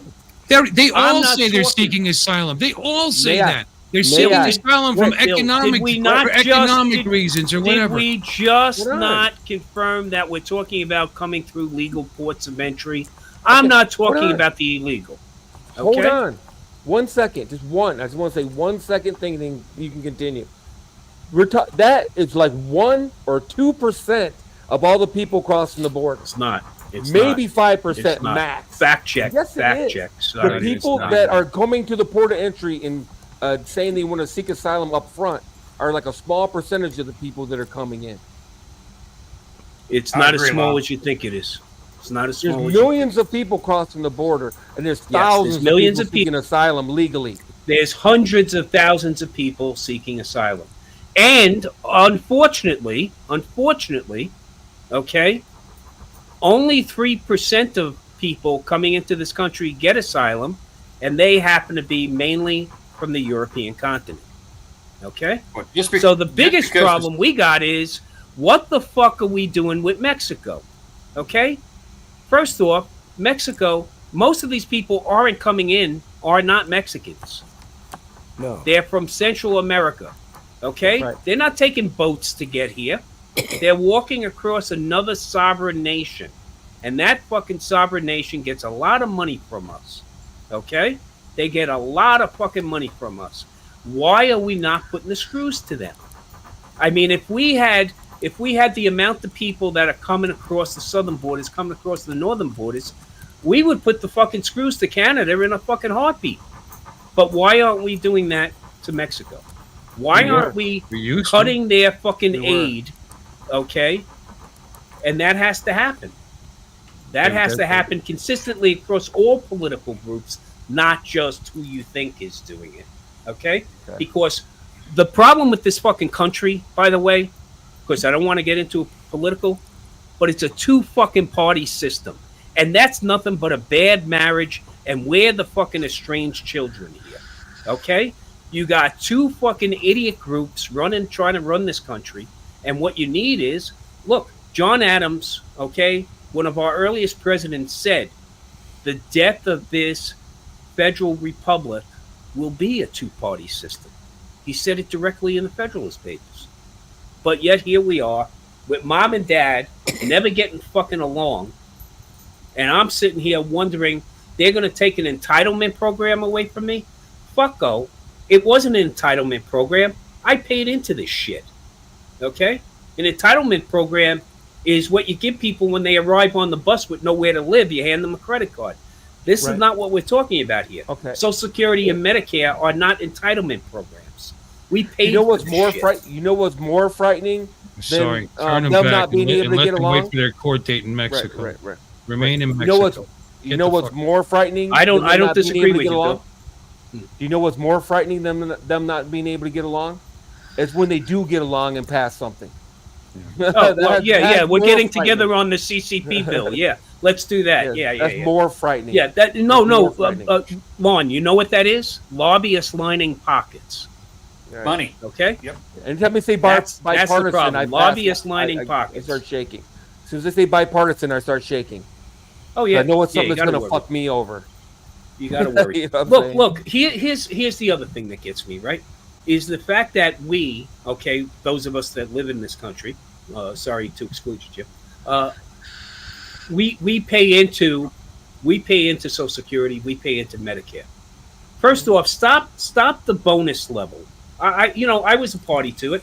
I used to stop paying into Social Security by a certain time of the year. Why? Why not continue?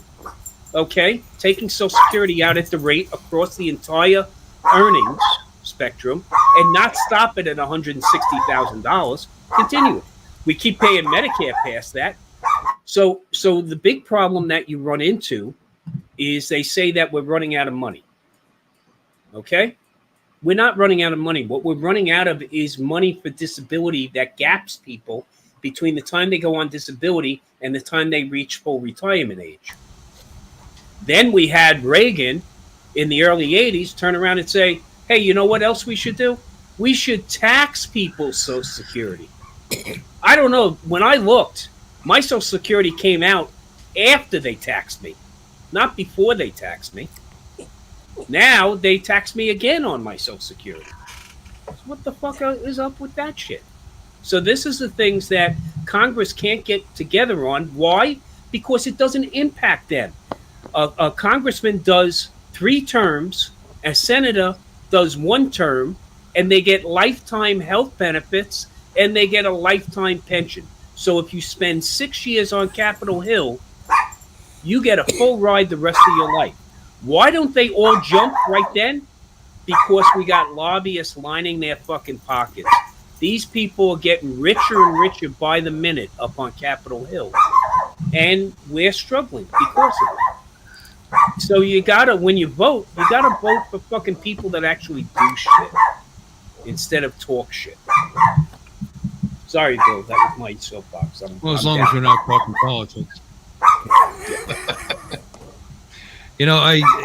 They consider it taxable income because it's interest bearing. You're not getting dollar for dollar what you paid into it. I don't disagree with you on that, but why are we and the Social Security 50% that was provided by your employer is pre-tax. So I think that's where they come up with the idea that because you're only paying half. You're paying 8.5% towards your Social Security. The other half is covered by your employer. So that Social Security is pre-federal tax. So they're not collecting tax. And at least a portion of it is not. Half right. And then allegedly they're getting back more if you live long enough than you put into it. Allegedly. Well, you got to live long enough. You got to live. Yeah. However, and it's going to be there. That's horseshit that they're going to run out of money. It's not sitting in an account. It's a ledger Bill, item. It's sitting in an account somewhere. Bill, the portion that is actually money. The portion that's running out by I think it is 2036 is that portion that covers not retirement but disability from the date of disability to the date of full retirement age. Because when you're on disability, once you hit full retirement age, you go on to regular Social Security. Right. Okay. It's the gap is that money beforehand. And that's not on retirees. That's on disability cases. So that's what's running out of money. But again, you can stave off all of that. I think this year, once you earn $160,000, you stop paying into Social Security. I don't think you should. I think you should continue paying into Social Security. If you're earning on a W-2, you should continue paying into Social Security throughout the entire wage year. And that would stem any gap that we have for seeing our grandkids get this entitlement program.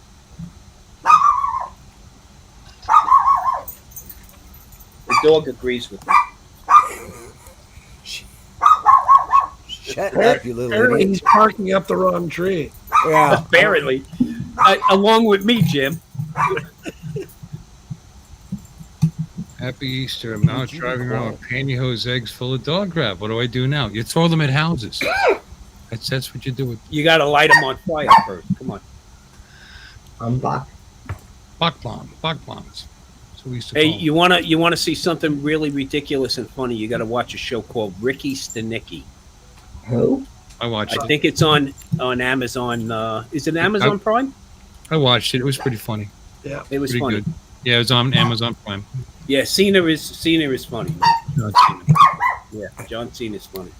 I have got a question that's, I think, very important, especially considering what today is.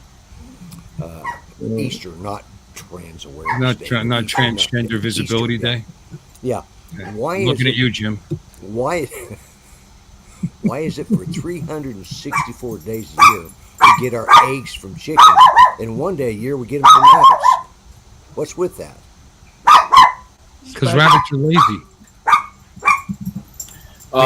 They got to start putting out. Lloyd, I'm sorry if you don't know this already. Bunnies are busy with other things the rest of the year. Hence the population of bunnies. Okay, so. Well, that explains what's going on in my backyard where I've got so damn many rabbits out there now. Not See, one of them has we a have friggin' Easter egg. Lloyd, we have a very good ecosystem here. We have rabbits and we have coyotes. Okay? Always.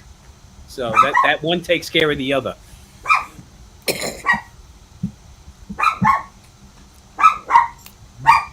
Hang on, I got to shut my mic off for a minute. Oh, I was just starting to enjoy that dog barking. I bet you were enjoying it, Bill.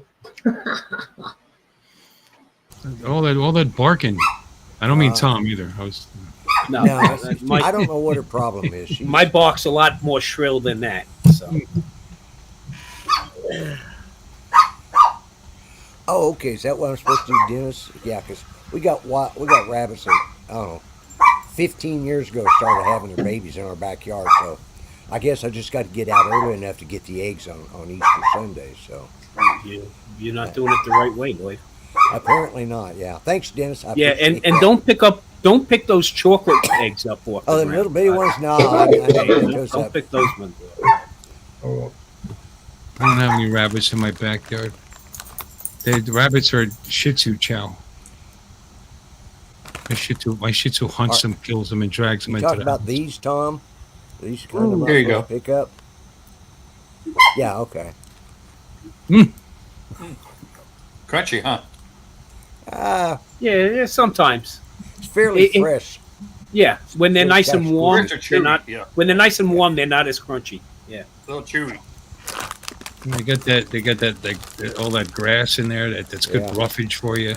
They melt in your hands and not in your mouth. I got a bag of jelly beans, and they have all sorts of weird. They have blueberry maple pancake flavored. That's a weird tasting jelly bean, I'll tell you. And chocolate jelly beans too. So. Don, you want to see the video of my driveway? Sure. Oh, put it up. Yeah, show it. Isn't this sort of like all those videos we? There it is. Hey. Yeah. Isn't that one of the camping spots for South Florida drone meetup? And you can see that right there? That's the tail light of the motorcycle that is not stolen yet. Sitting there down by the road. It's not stolen yet. Wow. Oh, you should see a thing where I'm. Yeah. Well, look how big the Kona looks when you're from this angle. Yeah, right. It looks as That's big your as Kona? it looks as big as the truck. That's your wife's Kona. Yeah. What is it about that? My wife just traded in her Kona, Bill. Yeah. Got a Just, Tucson because I was tired of climbing down into the Kona. yeah. I'm almost never in it. That's me in the Kona. That's me in the spotlight. 21 Kona Ultimate. It's only got 14,700 miles on it. Okay, Wow. Bill, I got you beat. She had a 2020 Kona that we just turned in February, and she had 5,670 miles on the car. Wow. Woo! You got me. Bet you ran good. Wow. It didn't even drive itself across country. Okay, Wow. it wound up on a trailer. Does she have a turbo on it? Is that Yeah, the turbo? Yeah. that was the turbo. They're fun. They're fun little cars to drive. Actually. Yeah. Well, the problem is she. If I'm in the car, I'm driving, so that normally means the truck. Yeah.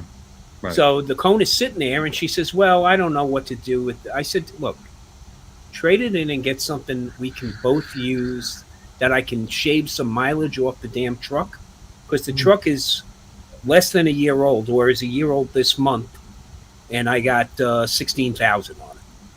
No, And her car was sitting there. Literally twice the gas mileage with that little car. I mean, Oh yeah. I'm getting 28. I'm getting 28. So she got the Tucson instead. Okay, I'm getting 28 miles to the gallon in the Tucson, and on a good day, with my eyes crossed, I get 14 in the truck.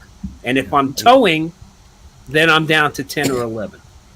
You're still beating me. I get 8.5, 9 in my car. What are you driving, dude? What are you driving? Challenger. Challenger. More power. A Scat Pack with the. Yeah.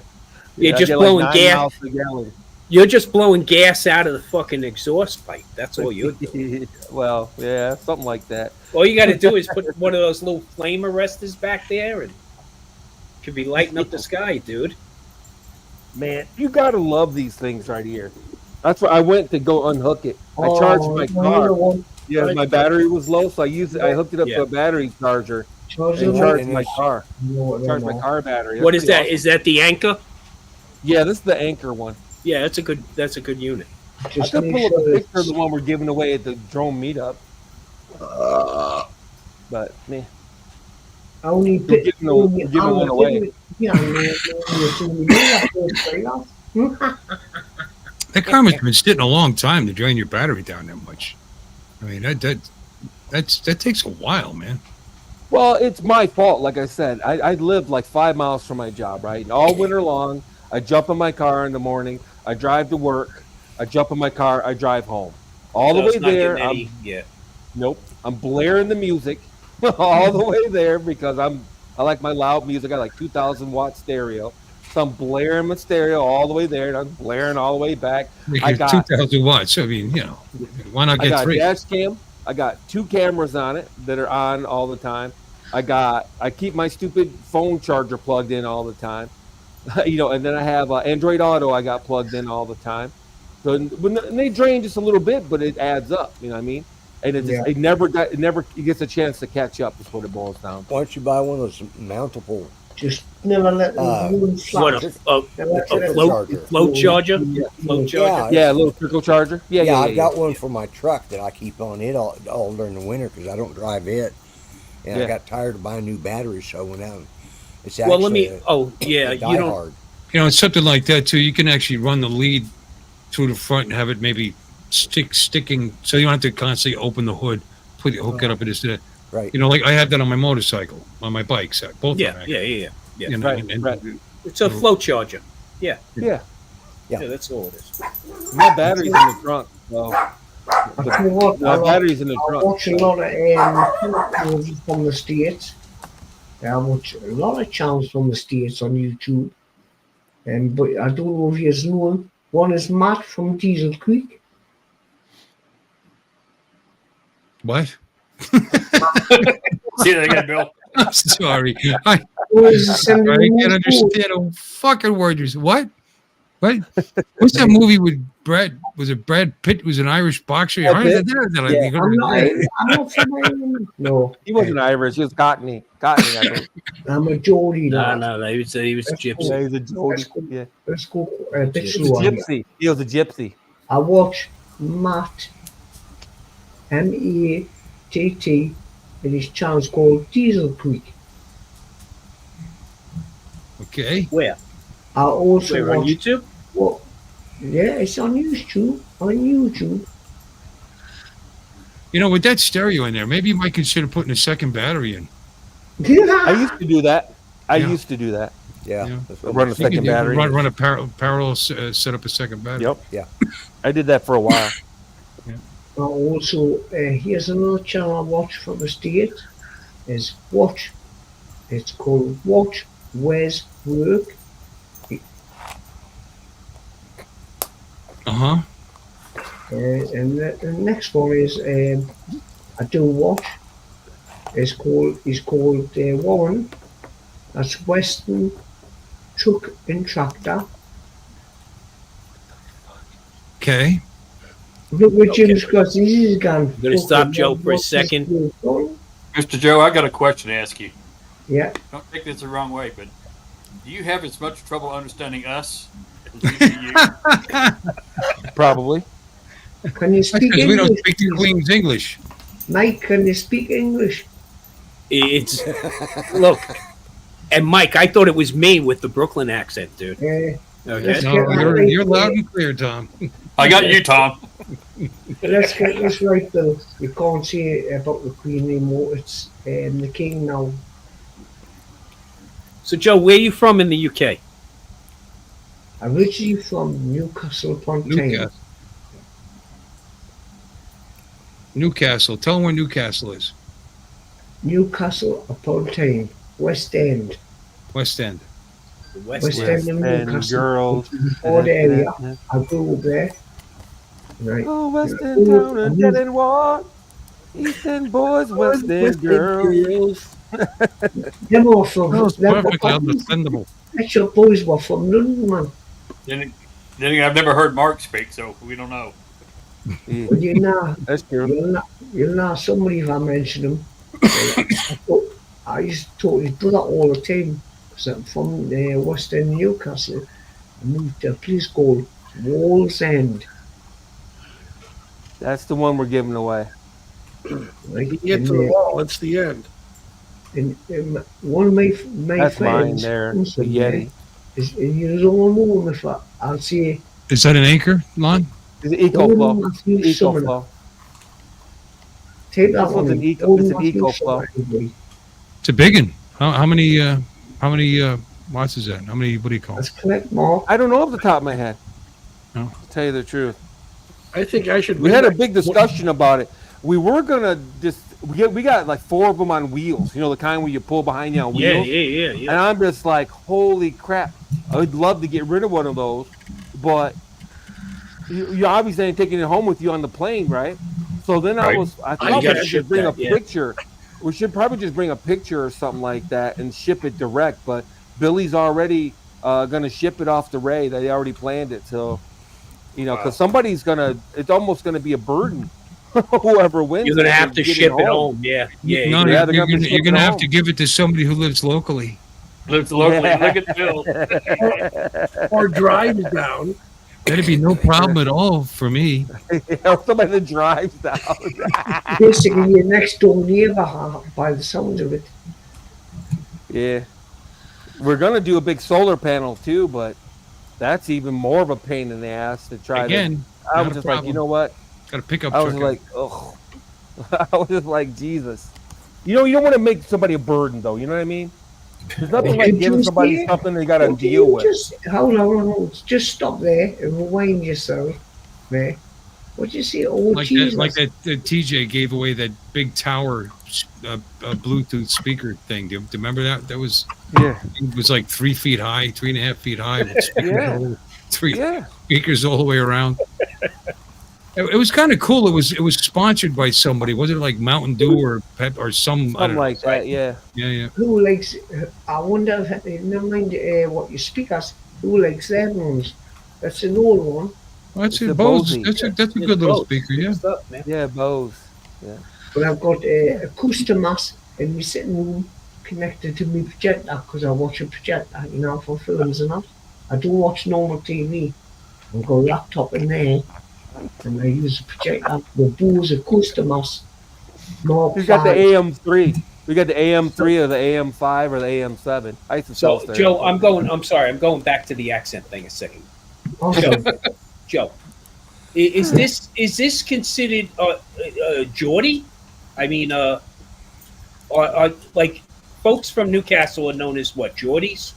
Geordie, but he got to be born within 5 miles of a town. But isn't the dialect that you're speaking also known as Geordie? That's correct. Okay, so that's why it's really close to Scottish, and some of us have problems with. Yeah, he doesn't like to hear that. You know, he don't. No. I understand that. It's closer to Welsh. Isn't it closer to Welsh? No. Welsh? No. Scottish. No, the dialect. The dialect. I'm not saying where it's. No, Wales is on the west coast. He's on the east coast. We're talking about the dialect being more similar to I'll tell you a Scottish. thing to watch, everybody. Sorry, Tom. I'll tell you a thing to watch, and then you may get some of the dialect. If you really want to understand it, is Auf Wiedersehen, pet. Okay, I need somebody to interpret that. I don't know, but all I know is means goodbye. Welsh Rob is Welsh, and I can understand every word he says. So no, it's not the same thing. No, it's not. Somebody said something in German there a minute ago. I know what Peter's saying. Yeah. Yeah, I it sounded like German. I told people in what Could be a little German there. people all over the world. What was that island that was invaded by the Nazis that nobody talks about during World War II? There was actually an English island that was captured by the Germans in World War II. Nobody even knows it's an English It's island. not the Falklands. No. Yeah. Can you They remember? said they never invaded, but they did. They That's a took the current island. Nazi, invasion. Yeah. There's another Umbridge. traditional Geordie song, came from Scotchbat in Newcastle, and it's got it's been. I'll stop. I won't sing the whole lot, but you shouldn't get a strike for it. You should have a fishy on a little dishy. You should have a fishy when the boat comes in. Dance for your daddy, sing for your mommy. Dance for your daddy when the boat comes in. You know, I feel like I'm in an English pub right now, just having a Oh, pint. no kidding. All I need is a pint. Right. A little English tea shanty. Everybody get a point. Everybody get a pint and some bangers and mash. And You know what part of the problem? So Channel seriously, Islands you do have a strong accent, but part of the problem is your microphone kind of sucks. sucks. Yeah. It does. There's a I'm talking in a trash can kind of sound to it. You know what I mean? It's making it even harder to understand you. That's part of the problem. And Lloyd's got some background noise going on too. Do you got a fan on or something? I can tell when you mute, it goes away. That might be me. You know. I got a printer running right next. I don't know what it is because I don't. No. Probably just I do It's not a big deal. It's just a background noise all It's the time. probably the fan on my air conditioning. You can. I would imagine, or a dishwasher or something. I think on Canadians easy to understand. And Bill, it was the Channel Islands. Here's a lot more. Yeah, a lot of people don't know about that. Yeah, they actually like four islands that were. yeah, they held that during. So England was invaded by Germany in the war. People don't know that. Yeah, until May of 1945 was that. So. Sure. Yeah. Well, go Hitler. All right. Right. Hey, Well, they actually, accomplished something. they allegedly they didn't treat the people very bad. You know, they actually weren't bad to them. It wasn't a bad occupation, in other words, except for the fact that they were Nazis. Aside from that, they're swell. You know. Hey, a lot of people across Europe agreed with the Nazis, quite frankly. Anti-Semitism was huge across Europe back then. They didn't, you know what I'm saying? I'm just saying. They weren't the only people. Adolf Hitler was the only person. Well, I'm just saying, Adolf Hitler wasn't the only one that had problems with the Jews in the 30s and 40s, okay? Right. That's why nobody wanted to pay their loans. Nobody wanted to pay their loans back. Yeah, so a lot of people agreed with them. Well, and you got like Neville Chamberlain, who was the prime minister. He tried to, he was reaching for appeasement.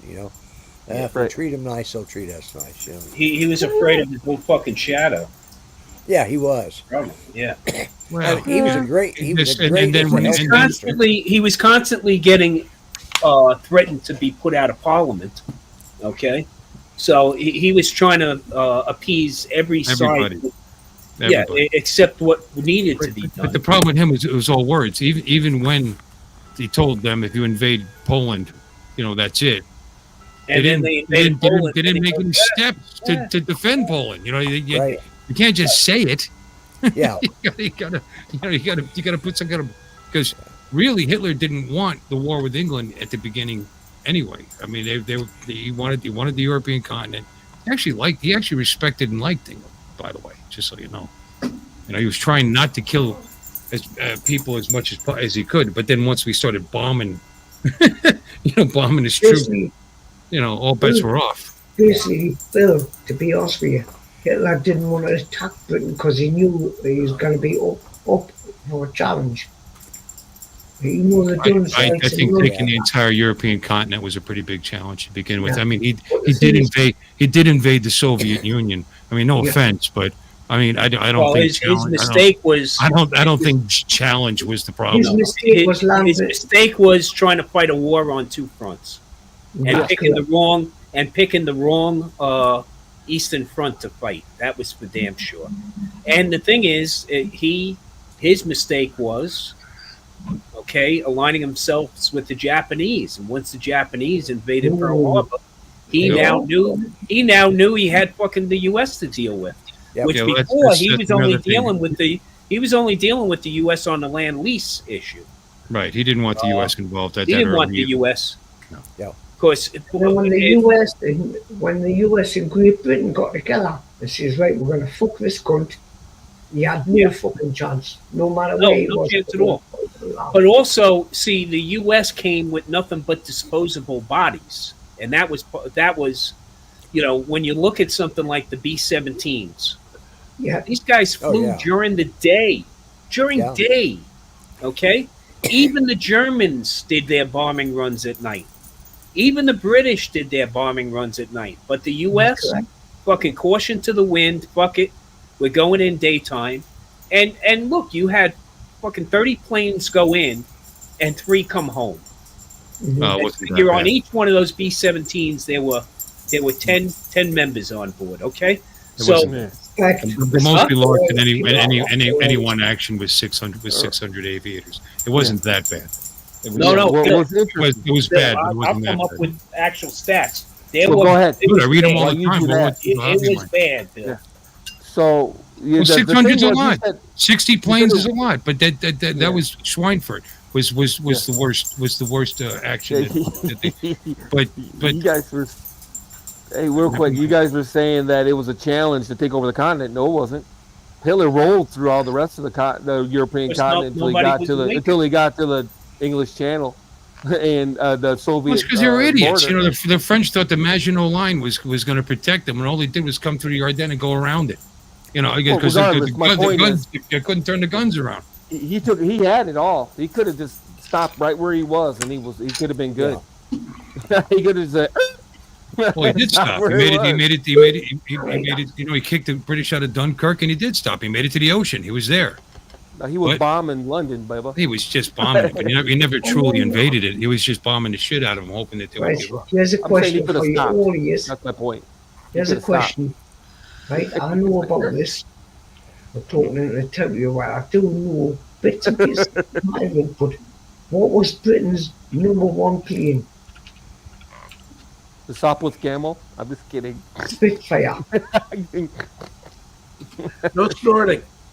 The Spitfires, lots of people died. Spitfire. Because we started before America joined in with it. Britain started against Hitler wasn't a bad bloke, but I felt more sorry for the people, these troops, not the Gestapo, or the innocent troops on the front lines that all lost their lives. I feel sorry for them. I still do. Well, the majority of the German army was not Nazi. They were conscripted. Okay. Yeah. That's correct. And not one of them, them poor blokes and them women and all them children were forced to go to war. Yeah. Hitler used innocent people. Because I've got no hatred to German people or anywhere in the world. But when someone's forcing them to do that, he wasn't no longer, I would say, a prime minister or anything. I'd say he's a contradictor. He was telling people, commanding people what to do in their lives. Right. Well, we Yeah, drafted anyway, people I too. just verified we were what I drafting said. people too. That's all I'm saying. Schweinfurt, there was 60 B-17 shot down. That was the worst. 16% loss of bombers. They lost. Then they lost another 17 crash landed on the way back, but actual shot down they lost over, and that was their highest. 16 lost from crash landings, damage. Well, they scrapped some of the ones that landed, and they scrapped some. But we had more prisoners of war, okay, in on the European continent than we had in custody on our side. Okay, well, but the ones on our side were treated completely different. Yeah, but anyway, yeah. You know? So it wasn't, and then after we actually came up with the Mustang, and of course, the P-51. The drop with tanks, the drop tanks on the P-51s, yeah. Even on the P-47s, the drop tanks brought them nearly to Germany, and then the losses dropped to 7%. Well, then what they did was they used B-17s as bait. When the P-51 with the drop tank was capable of reaching completely inland, now what they needed to do before D-Day was they needed to basically wipe out the Luftwaffe. Okay, and really get them grounded before they invaded Normandy to give our troops a chance. And what they did was they sent up B-17s to lure the Luftwaffe up into the air, and they were mightily defeated by the P-51s. Yeah. You know why we didn't drop the nuclear bomb on Germany? White people? That's the going theory. That's the going theory. That's the going theory. That's the going theory. Okay. Do you know Oppenheimer just premiered in Japan this past week? Wow. I didn't hear much about it, but yeah. Well, Godzilla Minus Zero played here, so it's fair. Yeah. To be honest with you, everybody, I think the power has been put into the wrong hands of people in the world. Because they see this, they do that, and they tell people what to do. Them hands, them people and their thoughts is wrong. What color eyes you going to go with, Lloyd? They're going to be blue. Both of them? Yeah, I'm going to use blue eyes. The guy that makes this STL file I've 3D printed, he provides different. Well, for you, and I just printed them on photo paper. I was upside down by the way. Then and then I put a gel coat over them. What do you? What size bed do you have? That you printed that as in place, or is that several parts, Lloyd? Oh no, it's several parts. It's got. Okay. I printed the head. That took 17 hours. I printed it like this with support. That's a one piece, right? The head, the main piece there is one piece, right? Oh yeah. This is the solid. Head. Yeah. So what size? What's your print area? What size print bed do you have? 235 by 235 by 235. Really? And that printed? Yeah. Wow, that was a squeeze in there then. Yeah, I actually had to get this right to the edge, right, and get it had it had some supports. It had supports on the ears and a couple other places, but. Well, that man looks a lot bigger than it is. You know, Lloyd's only 4.5 feet tall. Don't forget. When it's come out that night, Lloyd, it's come out the years or not. It's awesome. Yeah, Art used to dunk on Lloyd when they played basketball in high school. Yeah, we had the basket. But we only had the baskets at like 5'1", I think was. Yeah, the Fisher Price one. Yeah, that was we paper basketball. The Fisher Price. Oh yeah. I'm printing shelving right now for my upcoming. I got a craft fair coming up. So that's what I'm doing. Anyways, that's the one I'm working on now, and I've got all the parts.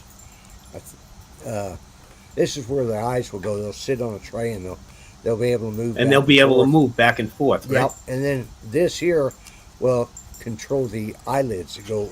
They'll come down, so it'll blink as well. So once I get finished putting the final coat on everything, then I'll do the final assembly. But I've still got to take this apart one more time and spray this because it's a flat paint, and I'll spray it with a lacquer that makes it. Yeah, it makes it look like it's carved out of wood, which is how the which is what you want. That's what I want it to look like, and so yeah. It's coming along. It's coming along nice, man. Yeah, it's been keeping me busy here lately because, keep my mind off of other stuff. Yeah, absolutely. Bro. Well, while you're at it, print me a girlfriend real quick. Well, yeah, I could do that. 5'1", and I'm saying like nice D's. I've got one. I've got a black wig in there. It's actually a mullet wig, but it would work on and make it a girl puppet. And yeah, I could do that for you, Lon. I'm partial to blondes, bud. Let's go with blonde. If I can find a blonde wig that I thought would be appropriate for you, I would. But you realize that these are hard bodied; they're not inflatable like you're used to. Oh. They're not very flexible, huh? Nowhere near as flexible. Yeah, they're not real flexible. No. And you can't let the air out of them and hide them under your pillow when your mom knocks on the door either. So that's a negative. It's a negative. Well, too. Actually, the good thing about those is the legs are made out of material. So, and where they're put into the body frame, you can actually flip them up and fold them, over the shoulders, which might be what you want. Flip the legs up over their shoulders and have full access to the dummy accessories. Lon's gonna be dreaming tonight. Lloyd, you're giving Lon too many ideas here. I know, right? Yeah. What was the name of that printer company again? Yeah. Bamboo. Well, Bamboo is what you ought to get. I've got an Anchormate, which I do like. Bamboo is what you say when you're done, Lon. Yeah. Okay, when you finish. Is that what you say? I go, Bamboo. Now get one of those big giant ones. Yeah, it's gotta have some booties. So I'm gonna need a big printing bed. I'm worried about that CCP bill fucking with my Bamboo printers too. Yeah, I wish I'd waited to get my printer. Anchormate was supposed to come out with the setup like Bamboo has. Yeah. With the 4 colors. But they finally they came real close and they got to the point where it just wasn't working on every color. So you got to say Bamboo really consumerized 3D printing. Yeah. They really did. Well, Anchorman actually beat them out, but they didn't have the follow-up like with the multicolor. No. That's where Bamboo was jumping on it, and they look, it's just I look at it the same way I look at FPV. Okay? I love to fly, all of that, but I'd rather spend all my time flying than most of my time tinkering. And that's why I didn't get into, build your own and setting all the all tinkering with the goddamn thing. Beta flight and whatnot. 80% right, getting your rates right. Spending 85% of your time on the build, which hey, that's a hobby in itself. But I waited. Bamboo came out with their A1 combo, and I jumped on that. And wouldn't I be so lucky that they recalled every fucking one of them? Okay. So then I made a decision to, you know what? I'll take the money, and I'll put it towards a better printer. Right. So I wound up buying the X1 Carbon. Oh my God, that's like that. That's the jump. Yeah.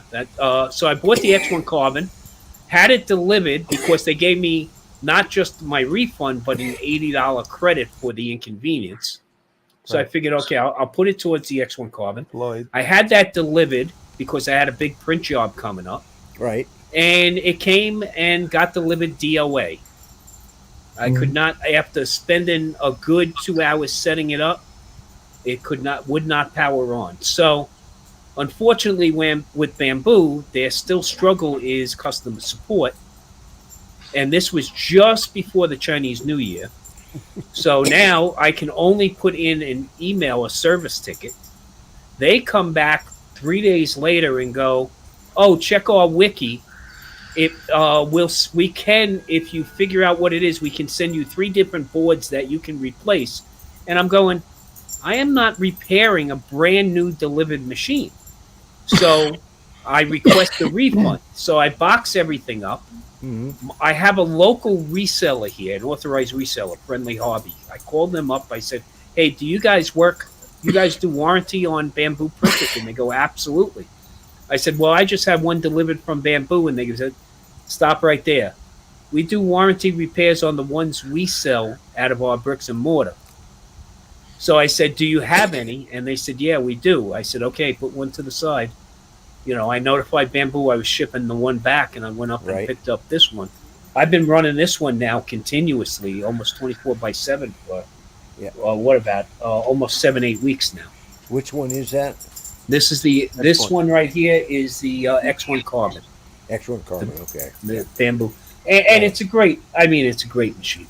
And that's what they did. They consumerized it. So now I can spend my time fucking around with Blender and Tinkercad and all this other shit. And that's where I want to spend my time on the design side. Right. And anything I send to this damn printer prints. Yeah. It's you know. But of course my new addiction is fucking filament, rolls of filament. So, you know, there's always a downside, right? Yeah. He's already got a closet full of filament. That is the closet right there, Lon. That's it right there. Okay. You see Ken's. Ken's got a fucking. Well, Ken's running a fucking farm. Yeah, he's got like 6 of them, 6 or 8 of them going right now. Yeah. Do you have to put anything on the bed to make, for adhesion? Actually, I'm using a textured plate, Lloyd, and I haven't put. I've used a cool plate, and which I've used a cool thick, and then on an engineering plate, I did use some Aquanet hairspray. Right. But I predominantly use this PEI plate, this textured plate, with nothing. All you got to do is let it cool down a little, just flex it. Yep. Everything pops up. Of course, unless you're printing like TPU or something, then you have to go to an engineering plate. Yeah. Well, that's what I do. I don't use anything on mine. And First when I first got it, everybody was saying, "Oh, you need to use alcohol and wipe it down and do all." No, you leave it alone and let it run. And it, the only thing you got to get rid of is a little extra, because it always lays. So it lays down right. Yeah. And because this has the LiDAR on it, right. I'll sometimes get the 3-line calibration up front. Right. Okay. But I've washed this plate twice, Lloyd. Okay. Right. And basically Dawn power wash. I just spray it. I put it in the sink. I spray both sides. Right. I wait a minute, rinse it off, towel dry it, throw it right back on the bed, and I'm ready to go. Have not had any real warping issue. But then again, I'm not really doing much right now with ABS. Yeah. I'm going to wait until I can put a venting system out the back of this, straight out to the window, before I bother doing any ABS. Otherwise, the wife will shut me down. So yeah. I printed this with no. I just printed it like that. Yeah. And this piece extra, but it's got a. I can't see this camera's not my. Yeah, it's got. It's got a real smooth. Yeah, there we go. Yeah. Real smooth there, a little bit of texture design here, but and I didn't have to do any sanding. I mean, that thing just fit in there. I put a piece of copper tubing in there to hold it in place. And you know what amazes me is the ability to print articulated stuff in place. Yeah. Fucking awesome. Yeah. Let me grab this. Hey, is that solid or is that latticed inside? No, it's lattice. It's got it's got crosses. It's little squares. You're talking about the infill. Pretty thick. Yeah, the infill. Yeah, the infill. Thick. The infill is. I use a lot of gyroid infill because it's a lot uses less material. That's articulated. Yeah. Yeah, that's all articulated. That's great. Yeah. Who painted that? One of your kids? It doesn't. He never finished it. Look, it's got no eyes. Yeah, no, I didn't finish. That was with acrylic paint pen. Yeah, here, Bill, throw something up on. I didn't finish it. Oh, Bill. Anyway, how are you, Steve? It's printed like this. So. Happy Easter, Caleb, everybody. Happy Easter, Happy Steve. Easter. Happy Boy, Easter to man. you, buddy. Hey, Bill, Happy bring this Easter up. now. Bring this up on the screen for me. Okay. Where are He's you? printing dioramas now. Oh yeah. Oh, look at that. I saw you post that today. That is Now, that this was was awesome. printed, Lloyd. This was printed without supports. Yeah. Okay. Now, Yeah. the bottom of this, I have it so you can put a tea candle in it, Oh, that's and it good. lights up. It lights up the tower Yeah, here and all. that's You didn't say a candle. That's plastic, isn't it? Not an electric. No, tea tea candle. candle is an Okay. LED. I know what a LED. tea candle is. Yeah, an LED. I'm like, what the hell? No. I'll be honest Yeah. with you, guys. Yeah, I'm burning the joint down. Okay, I'm burning the joint down. I'm just fucking with you. You said It's a tea carbon candle. for you. Yeah. Damn firefighters over here. Oh, that's it. Yeah. Yeah. I would have had the rest. Me, if I was going to design something like that on a 3D printer, I would have it. Well, this was underneath, and we got loads of different LEDs in there. 25 hours. This took 25 hours. Yeah. Oh, I'm sure it did. 25 hours. And how many pounds of filament? This actually, see, that's the great thing about this stuff. So the material cost on this was $5.27. Wow. What? Okay, that's lot. it. It's not bad. Yeah, that good? one that is a lot for 3D printing. That's a lot for 3D printing. Yeah, but if he was That's what I'm if it was here in our electrical grid district, it would have been $100 in electrical in order to run the 3D printer. So here's what I do. I have it figured out. By the way, running this machine almost 24/7 has cost me $32 extra a month. Wow. Okay? Wow. That's So not I bad at figured all. that I break that up across, my prints on my inventory sheet. I have that built into my cost. And I'm still running a 70 to 80% profit margin. So that's a great thing about 3D printing. I'm just not $1 a day. I'm not competing with but Bill, did you lose interest in the painting? That's the only thing I'm asking. Absolutely. Did you? Yeah, that's right. Absolutely. Yeah, absolutely. Absolutely. No, I mean I got all these different colors and it's they're acrylic paint pens. I thought, oh, look how convenient and all these different colors you got. And, See, Bill, see the difference here? Bill, I didn't lose interest because I didn't have to fucking paint it. all right. I printed it. You printed it. I printed it.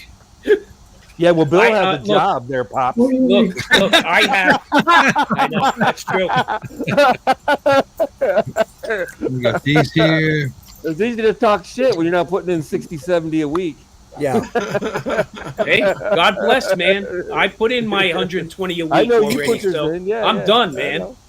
Yeah. I took all you need now is one of these hybrid generators outside your house, and then you can print as much as you want. Well, yeah, if if you want to spend about 30 grand on a solar setup and a power wall, yeah, you too can. It'll only take you about 40 years to pay it off, to break even. It costs you more than that, Tom. More than that. Yeah. Well, Depending on the size of no, your I'm house. talking about.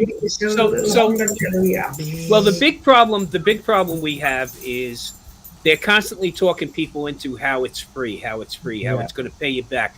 The problem is they're going after seniors and veterans on fixed incomes, who, by the way, the only way you get that fucking money back is itemizing your deductions on your fucking taxes. Otherwise, you're not getting it back. That's right. So if you're trying to recover 40 grand and you don't itemize, you're shit out of luck. You ain't getting that money back. You could itemize for those years though. Yeah. Yeah, but you gotta. Hard job. You're never going to get Steve, that the anyway. majority of people they're selling this to are people living in retirement villages with their homes. Okay. Meanwhile, I'm hardly paying anything here for electric. No, I have to say it's relative. Okay. I was used to compared to us, you are dirt cheap. Well, yes, and Steve, coming from where I came from, I was paying about $330 to $350 a month, right, what we for are my here. electric. Here, I'm sorry to tell you, Steve, I'm paying $135 a month for electric. Okay, now what about during the summertime with the AC running? My average is $135 a month, Steve. Wow, they must be sweating in Okay, there. Lean over a second, stranger you. No. Please, not with my wife. My wife will tell me if I'm a degree off. She'll freaking complain. What's your square footage? Please. What's your square footage? We're not. I've cut down dramatically on square footage. So I'm at 1,800 square feet. Okay. Okay, and the house. While the house was very large, I had a tenant also. I had a 2-family. So I had maybe 2,300 living space in New York. Okay, in New York for us that I was paying the electric bill on. Because my tenant paid her own electric. I had a separate. Oh, of course. Yeah. Right. Yeah. But yeah, well, no, you don't have the summer there that you have there. But you have 1,800. You have 1,800 under air right now. No, well, 1,800 under air. Yeah. So the other difference is this. My electric bill's a lot higher than that, and I've half that. Mine's well, higher than here's why, Bill. Mine. Humidity. Okay, my units don't have to work as hard. Okay. To get that moisture out of the air. So our units here, so dry. Huh? So dry. Our units so run dry. so much. We're at fucking 15% humidity is our average. Okay. Mm-hmm. Do you got a point? Are your air units, are they like the swamp cooler type, or are they? No, we're traditional. I got a traditional HVAC system. Because it's a newer house. This house was built in 2006. It sits alongside the house instead of a lot in the valley, sit up on the roof. Right. Which I have a piece of rental up in North Las Vegas, and of course that unit had to go out in July. Okay, so not only did I have to pay for, and you can't leave your tenant for more than 24 hours without AC at 110 degrees. What temp do you keep your house at? Huh? What do you keep your house at? What temperature? Yeah, we're all going, what the hell? Why are you only paying that much a month for electric? What temperature you keep your thermostat at? 72 to 74. Yeah, and on top of it, you're way colder than me, too. I run 76, 76, 77. Yeah, well, I'm running. Normally, I try to get away with 74 unless she complains, and then I'll drop it for a day down to 72. And then I'll put it back up to 74 and ask her 3 days later, how's it going? Okay, see what I get away with. But usually it's the winter that I have problems with her, where she wants it much hotter. So and what Tom was saying is the big thing. You guys have got all the humidity over there. No, he's right. He does it, and that is a big factor. That's huge. HVAC. It's huge because the purpose of an air conditioner is not to cool; it's to dehumidify. Yeah. The other thing, Steve, too, is I'm in new construction, basically 2006. Okay, these houses are bulletproof. Mm-hmm. That's the nice thing about it. You could leave this house, well, not with the squatters, unfortunately, but you could leave this house for a year and come back and everything's fine. Okay, I couldn't even risk that. Now, where I do have a problem is, I'll go through water heaters 3 times faster here than I did in New York. In New York, I could keep a water heater running 15 years easy, no problem. Here, I'm good for 6 years, and I'll have to change out the water heater. Was it acid? Mineral water. The hard water. The mineral water. Get a water softener. Yeah, we all have those. Okay, it don't matter. Okay, what? Still, we have the water softeners. Okay, we have the whole system. I have a reverse osmosis system. I got the green sand. Okay, the salt. All, you name it, we have it built into this place. The problem is, these minerals corrode the interior of that tank rather quickly. Okay, I have a recirculator. I have to replace this next time because you can see the mineral build up on the recirculator. On the impellers, Yeah. Yeah. You might need a better system, though. That's all I'm saying. I used to do water softeners, and you can get everything out. I mean, Well, You know, if your you want to money's go right, nuts, you get it you get a down. reverse. You get a reverse osmosis. He Water. says he has that. We But have the You get reverse osmosis. Yeah, then but why do you that- have any reverse osmosis? Takes all the I don't minerals get it. out. But all that's of for it. drink. We- That's for drinking water, not That's for for the whole drinking house. water. That's not No, I mean, utility. yeah, I mean, you have to do a whole house. Oh, if you did a whole No, house, he ain't you'd fucking be dying. talking 25 No, grand. reverse osmosis wastes a lot of water. Well, I mean, It wastes a ton of water. I know. I Yeah. used to have one in the city. I got rid of it because it just goes through. So our water is too expensive here. Speaking of which, what's water like there? It's got to be high. You got to be hurting somewhere. God damn it! I'm paying. I pay about. I would say on average about $65 a month. That's all I pay. It's cheap. Okay. It's about what I pay too. And Tom, we're more conservative here with water than anywhere else. Actually, mine's Okay. cheaper because that also includes my septic. Yeah, sewage. Yeah, it's 50-50. Water, and Yeah. See, we have municipal. We're municipal. well, Tom, is natural gas used anywhere? what do you mean? Municipal? I mean, Yeah, I still pay for gas. Yeah. You do have natural gas.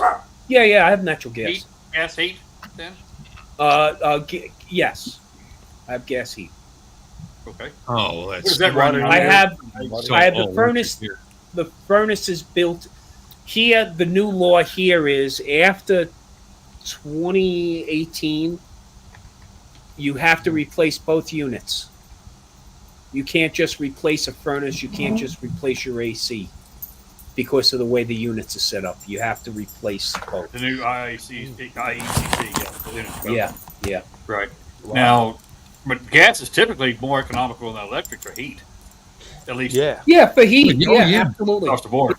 Oh yeah, definitely. Well, you can still get it. When I'm talking about it's costing me $135 a month on average, I'm talking about the average across the 12 months. Both of electric and heat and gas? Both? No. Gas I'm paying Electric. about $40 a month. Yeah, it can't be Average. much. It's still about On $175 average. a month. Yeah. Not bad. So it's I was surprised on the electric side with the AC because that's what I figured I was going to have sticker shock.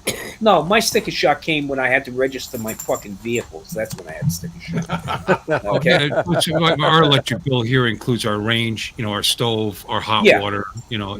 That's all part. Yeah. My house is Yeah. electric. Yeah, You hot got water. a gold medallion home, Lloyd. Yeah. Yeah. All electric, and as soon as something starts getting a little old, it seems like I get my electric bill down to $150 a month, and then somewhere along the line it's going back up to $300. It shoots back up on you. Something's going wrong. Yeah. Something's going wrong. Yeah. Yeah, I tell you that, look, the reasons why we moved out here was quality of life, cost of living, and it's a pension-friendly state. They don't tax my pension. They don't tax Social Security. Okay? Right.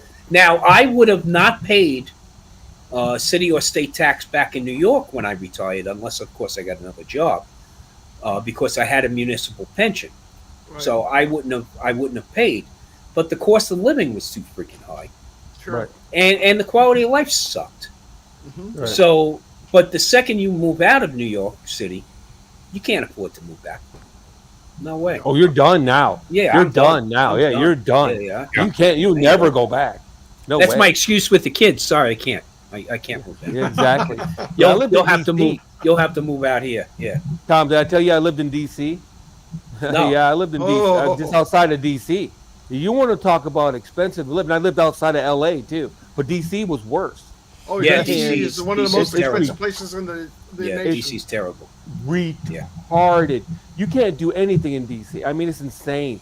To get from one side of town to the other costs you an hour's pay. Well, that's it's funny because I listen every morning. I have my routine when I get up, of course, like everybody does. But I listen right away to WINS 1010 radio, which is the New York City news and traffic radio. And my wife laughs at me. She goes, "What do you care about the traffic on the Brooklyn Queens Expressway?" I said, "Sweetheart, it's called validation. Okay? It validates my choice every day." And then we're sitting down at breakfast watching our local news, and the traffic reporter talks about how the traffic is backed up on I-15, and then they have a live camera view, and it's doing 35 miles an hour. I go, that's 10 miles an hour faster than the entire speed limit in fucking New York City. On a good day. On a good day. And you know, the thing is that the BQE or the Gowanus, when it's moving at about 3 or 4 miles an hour. Okay? Okay. I used to drive 6 miles one way to work, and it was an hour and 20 minutes. I was going to say. I'm not exaggerating. I'm not exaggerating. An hour and 20 minutes and guess what? I didn't go to the highway. If I would have diverted to go on the highway, 1 hour and 45 minutes. Now, to give you the comparison, I worked 6 miles from headquarters, and we had a blizzard, and I would get recalled on stuff, big stuff happening in the city. So one of my bosses called me and said, "Hey, can you come in and do citywide tour commander at night?" And I said, "Yeah, I'll cover." And he goes, "Oh, they're putting a ban on all roadway traffic at 10 p.m. tonight, 2200 hours." I said, "Well, I'll be in around 10:30 then." And he laughed and he said, "Were you going to wait until they shut the streets down?" I said, "Absolutely." 20 minutes in a fucking blizzard with already 8 inches of snow in New York City. Now, 8 inches of snow might not sound a lot to you, Jim. Okay? Yeah. But in New York City, 8 inches is a fucking disaster. Okay? Yeah. 2 inches Close is a the fucking... city down. Yeah, Yep. 2 inches, Hold it down. the governor's declaring a state of emergency. No mercy, Okay? yeah. Call in the National Guard. But out Tom? here, I can get anywhere I want in an hour. I can be in another state. Yeah. I heard Except New York California. City. Is New York City entering a $10 a day fee? 15, Mike. 15 And a get day for this. any vehicle. Here's how I was just talking to a buddy, and he's a boss in Manhattan. So he's working in the borough command. He does make a nice salary, but it doesn't stop him from bitching and moaning. So the Metropolitan Transit Authority has denied all waivers on congestion pricing to all city workers, meaning teachers, okay, firemen, EMTs, cops. Police. It doesn't matter. You're still paying that. So not only did you pay a toll to get into Manhattan, but now if you're south of 60th Street, you're also paying a $15 a day congestion fee also. So you just got a pay cut. You just got a pay cut. Yeah, that's ridiculous. Okay. Oh no, they'll get it back though. That's the retarded part. They'll hit them for $15 a day, and then when they renew their contracts, then the union will demand that back. Well, so that unfortunately doesn't. Lon, doesn't help my buddy because they just settled the contract, right? So it'll take they settled the contract that was 6 years overdue, by the way. Right. Okay, he's got 1 year left to go, and his pension is based on his final average of the last 3. Right. So he won't make up that money. Okay, he'll just lose that third.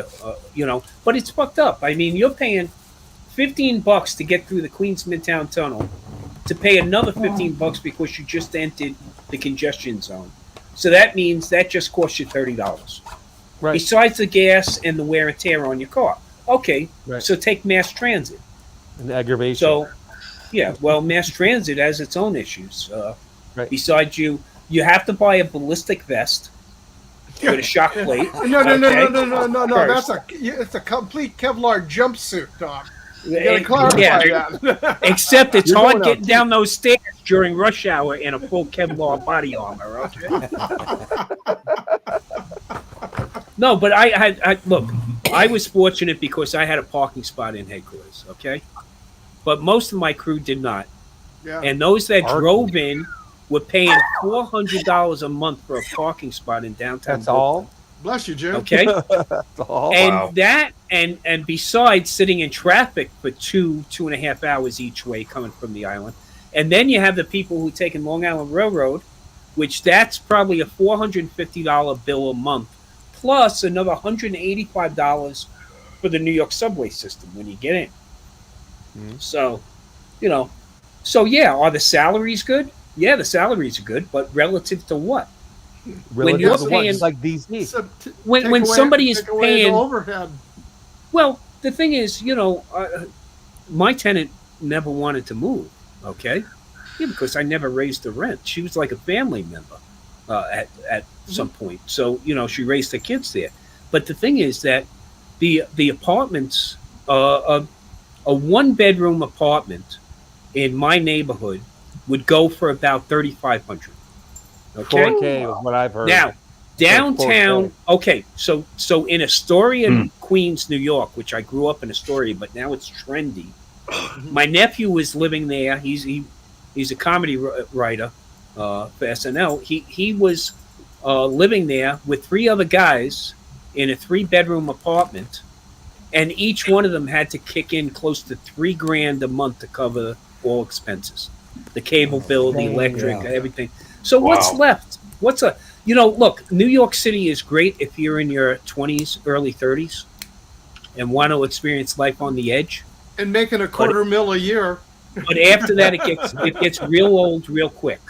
Okay. Yeah. Raising a family there, I couldn't even imagine. It was tough. It was trying to tough. get your kids to school. The whole shebang. You know what I mean?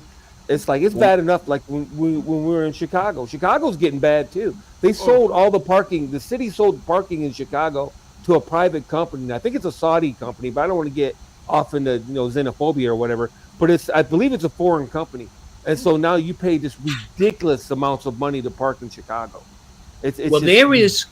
There is so many speed cameras in New York, and it's not for safety reasons. It's to generate revenue. Money. Okay. How are you going to speed New York? 31 miles an hour is a camera taking your picture, Lloyd. Lon, 31 miles an hour. The speed limit. Left New York, man. New York City speed limit. About 30. New York City speed limit is 25 miles an hour. Lloyd doesn't have to worry about his picture being taken. It's on every post office in the nation. Lloyd's got one of those 007 license plates that keeps flipping. Yeah. Rotary. Okay. Yeah, they flip. No, man. We barely ever hit 20 miles per hour the whole time we were in New York. Yeah, exactly. They're going to catch you speeding. Hong Kong. Well, that is, Lon, that you bring up a good point. That's something I realized out here, that people don't use their horns. I found that out because I do. Okay? You're doing something stupid. Like crazy. I'm hitting my horn, and then I'm looking at you and giving you a look. Yeah, okay? Oh, but here, so I found out in Las Vegas, well, the state flower of Nevada is a traffic cone. Okay? That's our state tree. Oh, yeah. And first of all, people do not merge here until they hit that first traffic cone. That I found out. And the other thing is that if they bother using their turn signals, it only means they want to occupy the space you're currently in. Okay? Not to ask you for right away, but to actually occupy the space you're in. So that's when the horn gets used. And the wife already gave me permission to change the horn in the truck. There you go. What, like no Cucaracha or something? No. A diesel set of air to horns in there. to the Santa Fe local. Okay, that's what I'm changing it. Yeah. Well, I'm just saying, I don't know how you get a speeding ticket in New York. I literally got out. We wanted drinks, so I got out, walked into the store while we're sitting in traffic, bought shit at the store, waited in line, bought shit in the store, walked back out, and got back in the car. And we didn't pull over. I just jumped out of the car, walked in the store, bought some drinks, and came back and got back in the car. That's how slow traffic is moving. There's one thing I'll give Las Vegas. You never want to speed in a school zone in Las Vegas. Oh, no. The Clark County school system. 15 mile an hour in all If school those lights zones. are flashing, you better be doing 15 or less. Yep. Okay? Because the Clark County School District has one of the largest police forces in the state of Nevada. Okay? They're almost the same size as Metro here. And the other thing here is we have multiple police departments here. See, I live in the city of Henderson, so we have Henderson PD. Then you have the Clark County school system, but then you have Metro PD, and then you have North Las Vegas PD. So there's a lot of. I was my first time driving into Vegas, and I was doing some work over there, and I had my service truck, and I'm going through, and the guy I'm driving with lived in Las Vegas for many years. That he was the superintendent for the company that I was going out there to meet for the work, and I'm thinking, like California, here in California, 25 miles an hour. I didn't see the sign. There was a truck between me and the sign. And the sign. We went on through, and I passed him, my friend. And when we got on the other side, he goes, we got to the store we were going to be working at. He goes, "You're one lucky SOB. Because you know what that would have cost you? $1,500. They can tack on, they can get crazy with the school zone stuff. They can get $1,500 really in a school zone if you're speeding. Yeah, you can get crazy. But the thing is here that the roads are very nice. I can't complain about that. I mean, I know I'm back in New York City because the second I rent the car out of JFK, I'll hit a pothole within a matter of minutes getting on the Belt Parkway, and then I'll sit in traffic for 3 hours just trying to get 10 miles. I still don't get spending that kind of money for the privilege of living in that shithole. I'm sorry. I just well, the salaries, the salaries that you piss away and pay them back anyway. It does. You don't end up with. I'm sorry. It's just great. It's insane. Well, it depends. It depends, Bill. It's like anything else. I grew up in that area. You know what I mean? I still have family in the city. But I just.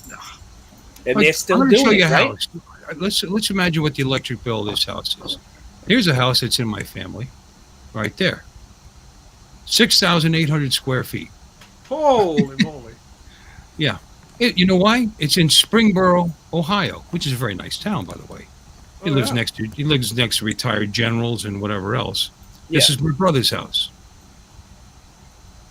But so you can live in that, or you can live in 1,800. You can live in a studio apartment or New York, right? You can live in a closet. Well, I don't know about that, but this is no. You can share a studio apartment. Right, 6,800 square feet. He says, if it ever comes to it, you can move in with us. We wouldn't even have to see each other.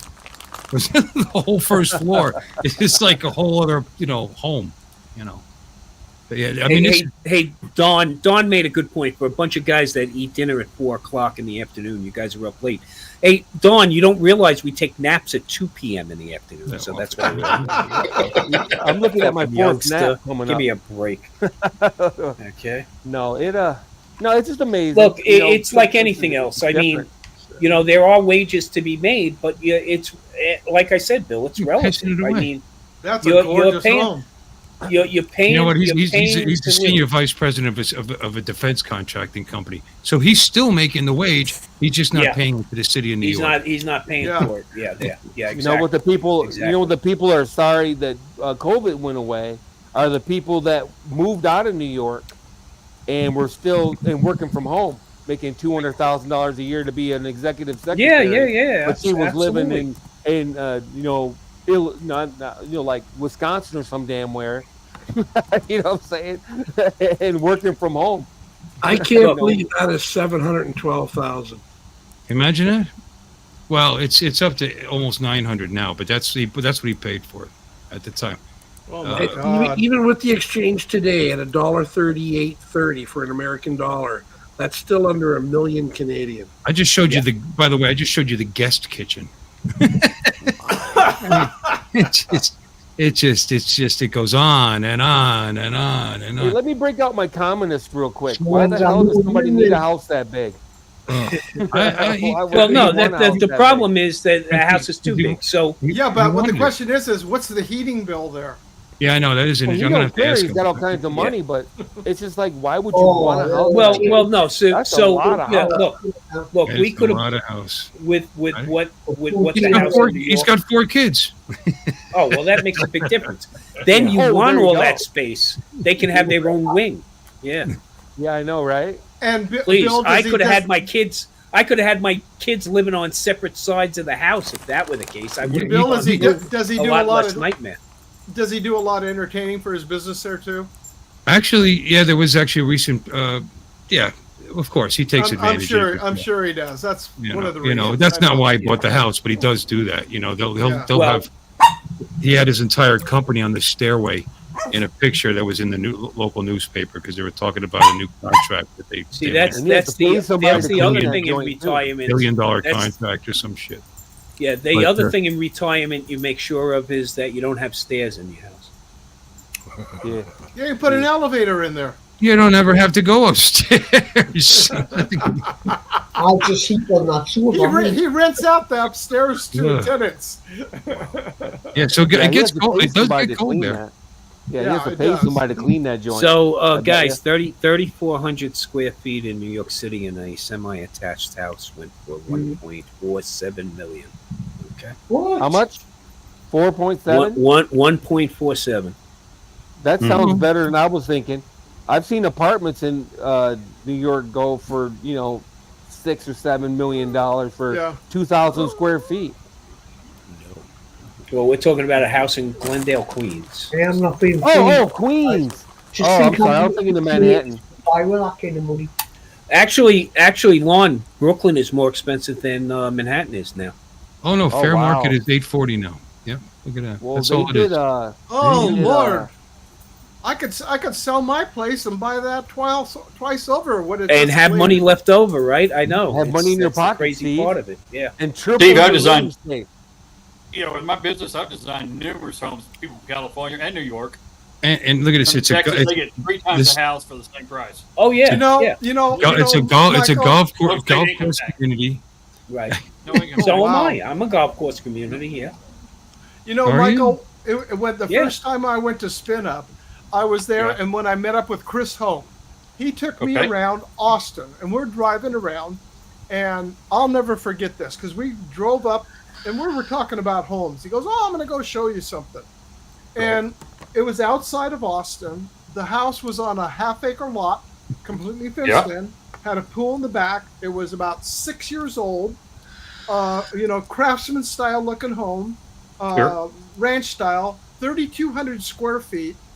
I mean, gorgeous. And he goes, "How much you think that house is?" I says, "Well, you know what? I don't have a clue.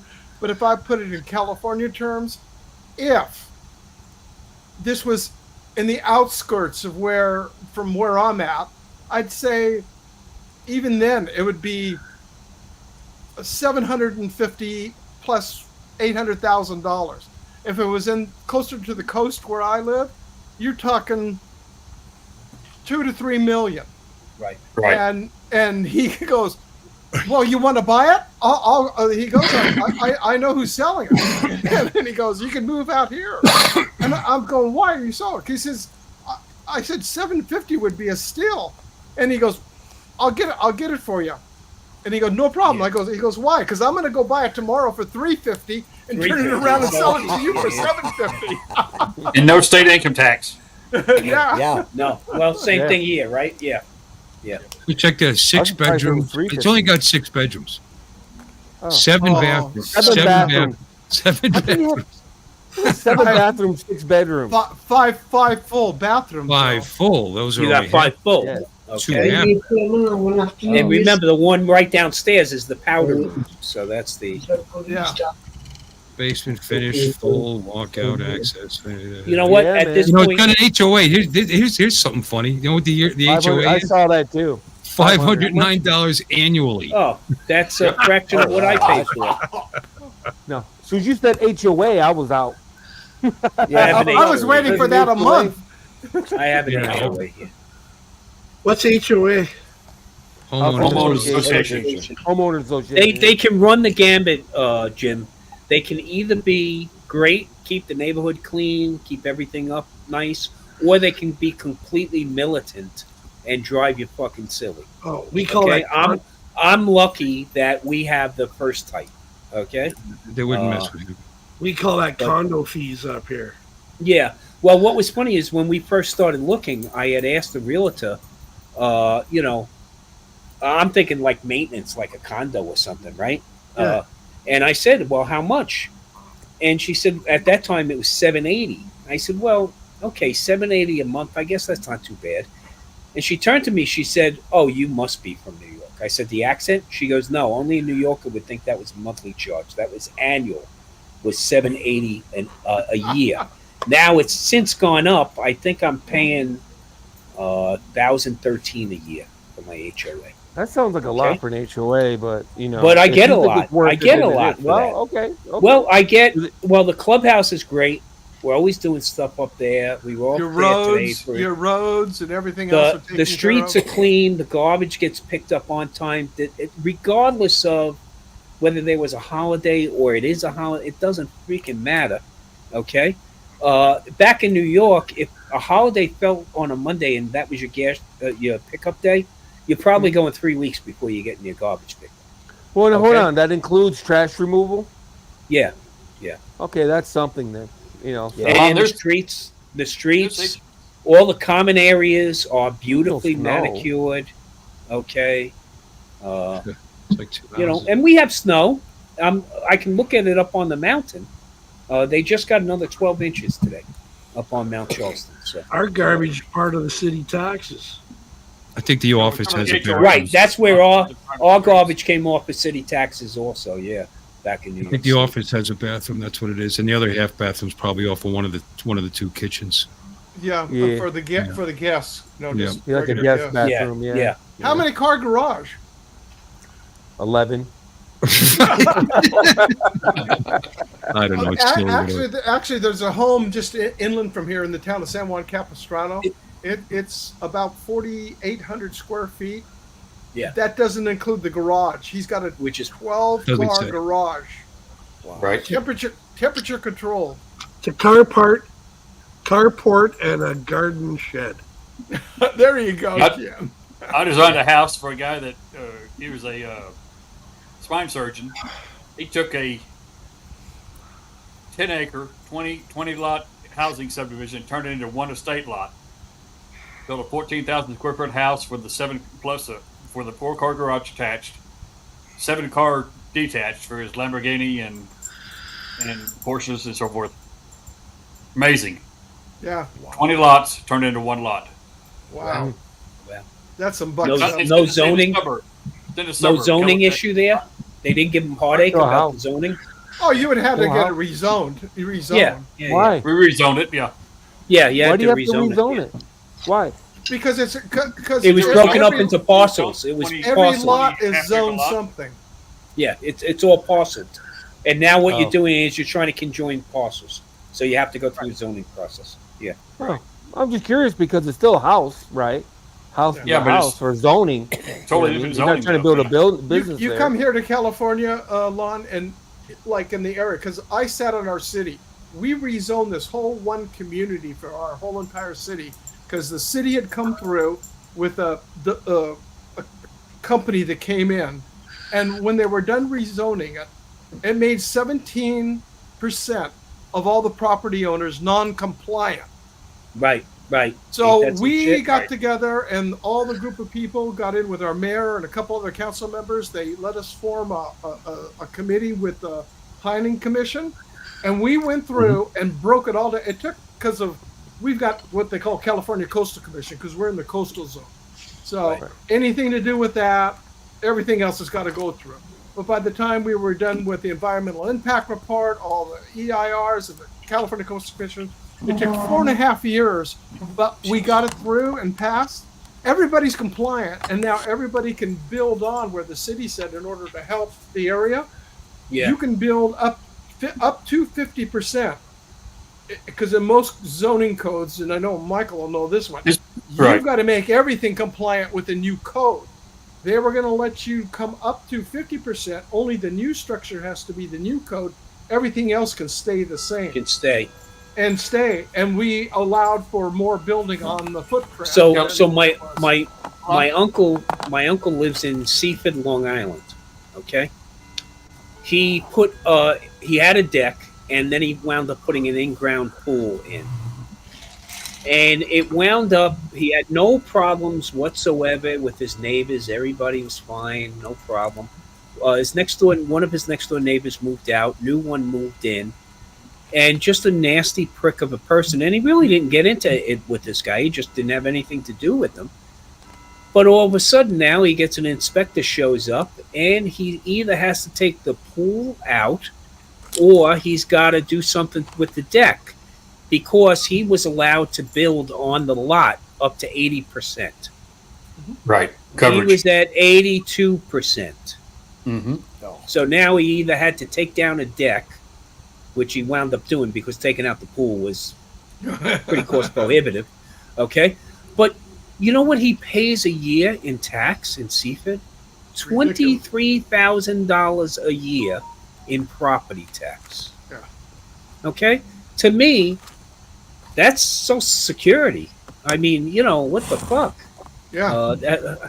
And I just, you know, but all the grandkids are there. You know, all his kids and grandkids are there. So he suffers through that. But I'm paying a tenth of what I was paying back in New York as far as property tax. So I was paying close to 12. Okay. One thing we are here in California. Here I pay $1,800. $1,800 a year? Yeah. Wow.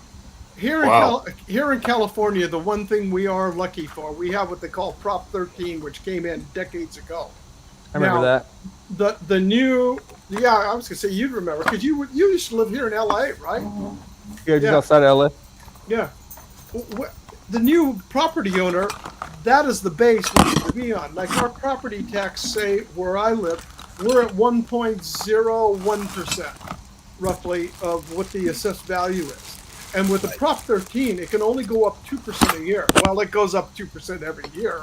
It goes up anyway. We're locked in. Well, when I bought the house that we're in here now, it was $169,000. The house next door to me sold for almost 1.5 million here now, and it's half the square footage. Oh no, take it back. It's 2/3 of square footage we are. They do have a pool, and they do have a little bit larger lot, but for what we have in a footprint and square footage, it's ridiculous. Yeah.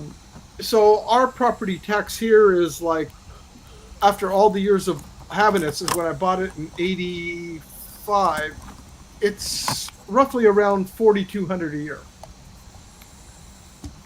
which compared to New York is a walk in the park. Oh yeah, that's a walk in the park. Absolutely. But Texas, Michael, you're that's not too cheap there, is it? No, my property tax, for example, is about $4,800 a year. And this is yeah, but what kind of house? Okay, but what kind of property do you have?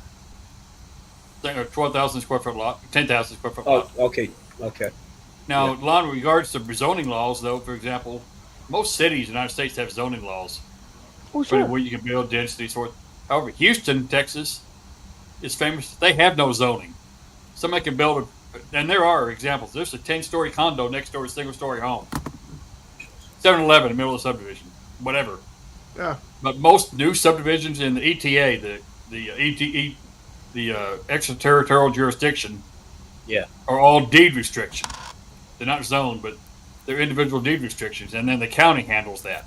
So they can start to put pressure there. Because you have county police. You don't have not the city police. It's future. Right. It could be Houston could annex it at any time, but they won't. You know, my daughter lives in Fort Bend County, Katy, it's an hour drive in traffic to Houston, hour and a half. Right. Katy to the medical center, but she's in Fort Bend County, and she has county representatives. They don't have city council, even though she has a Katy address. You know. I see. So you can't buy 2 parcels and just put a house on it. You'd have to get it rezoned. Well, it's in Texas, 2 parcels you can build if you own 2 adjacent parcels. As long as they're adjacent, there's no easement issue. Right. Every city's different. Yeah. Between the property lines. In other words, you usually have easements on property lines between one line and another. But if you have a setback lines, setback 10 foot, 15%, 10%, it all varies for the city. But any particular in Texas, they control the platting, the legal. The cities do, the counties do. But it's also state law, and any residential lots in Texas can be platted together. You don't have to replat. You can build across the property line if you own both properties. If you own both, well, that was my question when you were talking about the 10 or 20 parcels or whatever, and he had to get it rezoned. That's one reason why I questioned it. I thought if you owned all the parcels, You wouldn't have to No, be rezoned. no, you still have zoning because you have surrounding neighborhoods that are all half-acre lots, and he wanted to put in a. I've dealt with numerous projects having to do with zoning, trying to put in a higher density subdivision or lower in a state neighborhood. I had an example. This would be lower. I had a project here in Bedford, Texas, near the DFW that it's really ridiculous. They had plans to do since 1984. They had permit plans to build a 184 unit apartment project. They wanted to rezone it to 76 townhomes, which are individually platted lots. And the neighbors next door complained. It's ridiculous, you know. I had to go before them and explain to them what we're doing, and they finally, the city council approved it in the end. Mm-hmm. But you're going much lower density, yet they were still arguing against it. It's stupid. Yeah. That's what I'm saying. You think they would be? That's the opposite direction. I could see it if you were trying to put higher density. I didn't see it. I didn't understand it. Why would they have to go through the zoning process, and they could turn it. It depends on what the property's zoned. Yeah, they could go back and say, no, we want to maintain. Single family zone, right? They're all single family zoning. It's considered spot zoning. You could, and they could. Spot zoning is illegal to go in the middle of the area and create separate. You're familiar with the state. I've been on commissions as well, and in fact, I'm on my HOA.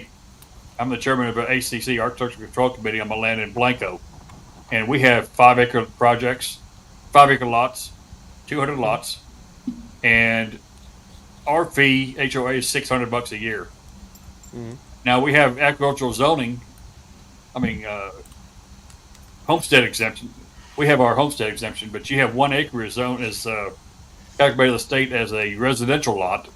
The other 4 acres is agricultural wildlife, because we have there's in addition to the wildlife, the deer and so forth that are out there, there's brought in different types of antelope or oryx that are bringing in as management company that creates a wildlife exemption. So it's all ways of getting wildlife in there and providing exemptions, free tax exemptions. Muskrat love. Do you get an exemption for some muskrat love? I don't know about that. You can try, Jim. Muskrat Susie, Muskrat Sam. We got wild turkey out there. We got jitterbug and the muskrat lamb and the Jimmy. Sam is so skinny. I gotta go. It's beautiful. I gotta go too, man. I gotta be up at 6. So. Yeah, I was gonna cut it off. I gotta get up early. I gotta be up at 6:25 to get my definitely late by you boarding pass for Tuesday morning. Well, that's 5 hours from now for me. That's like 7 hours from now for you, right? Well, let's say goodbye. Hey, Jim, I told you I wasn't going to be on that long. No, not long at all. Oh, shit. So everybody, let's say goodbye. Now it's time to say goodbye to Bill and all the tribe. Thank you all for coming, and we hope you will subscribe. You're all invited back next week to watch another show. We're all too drunk and tired, so we're gonna have to go. Y'all come back now. You hear? This has been a Bill Ways presentation.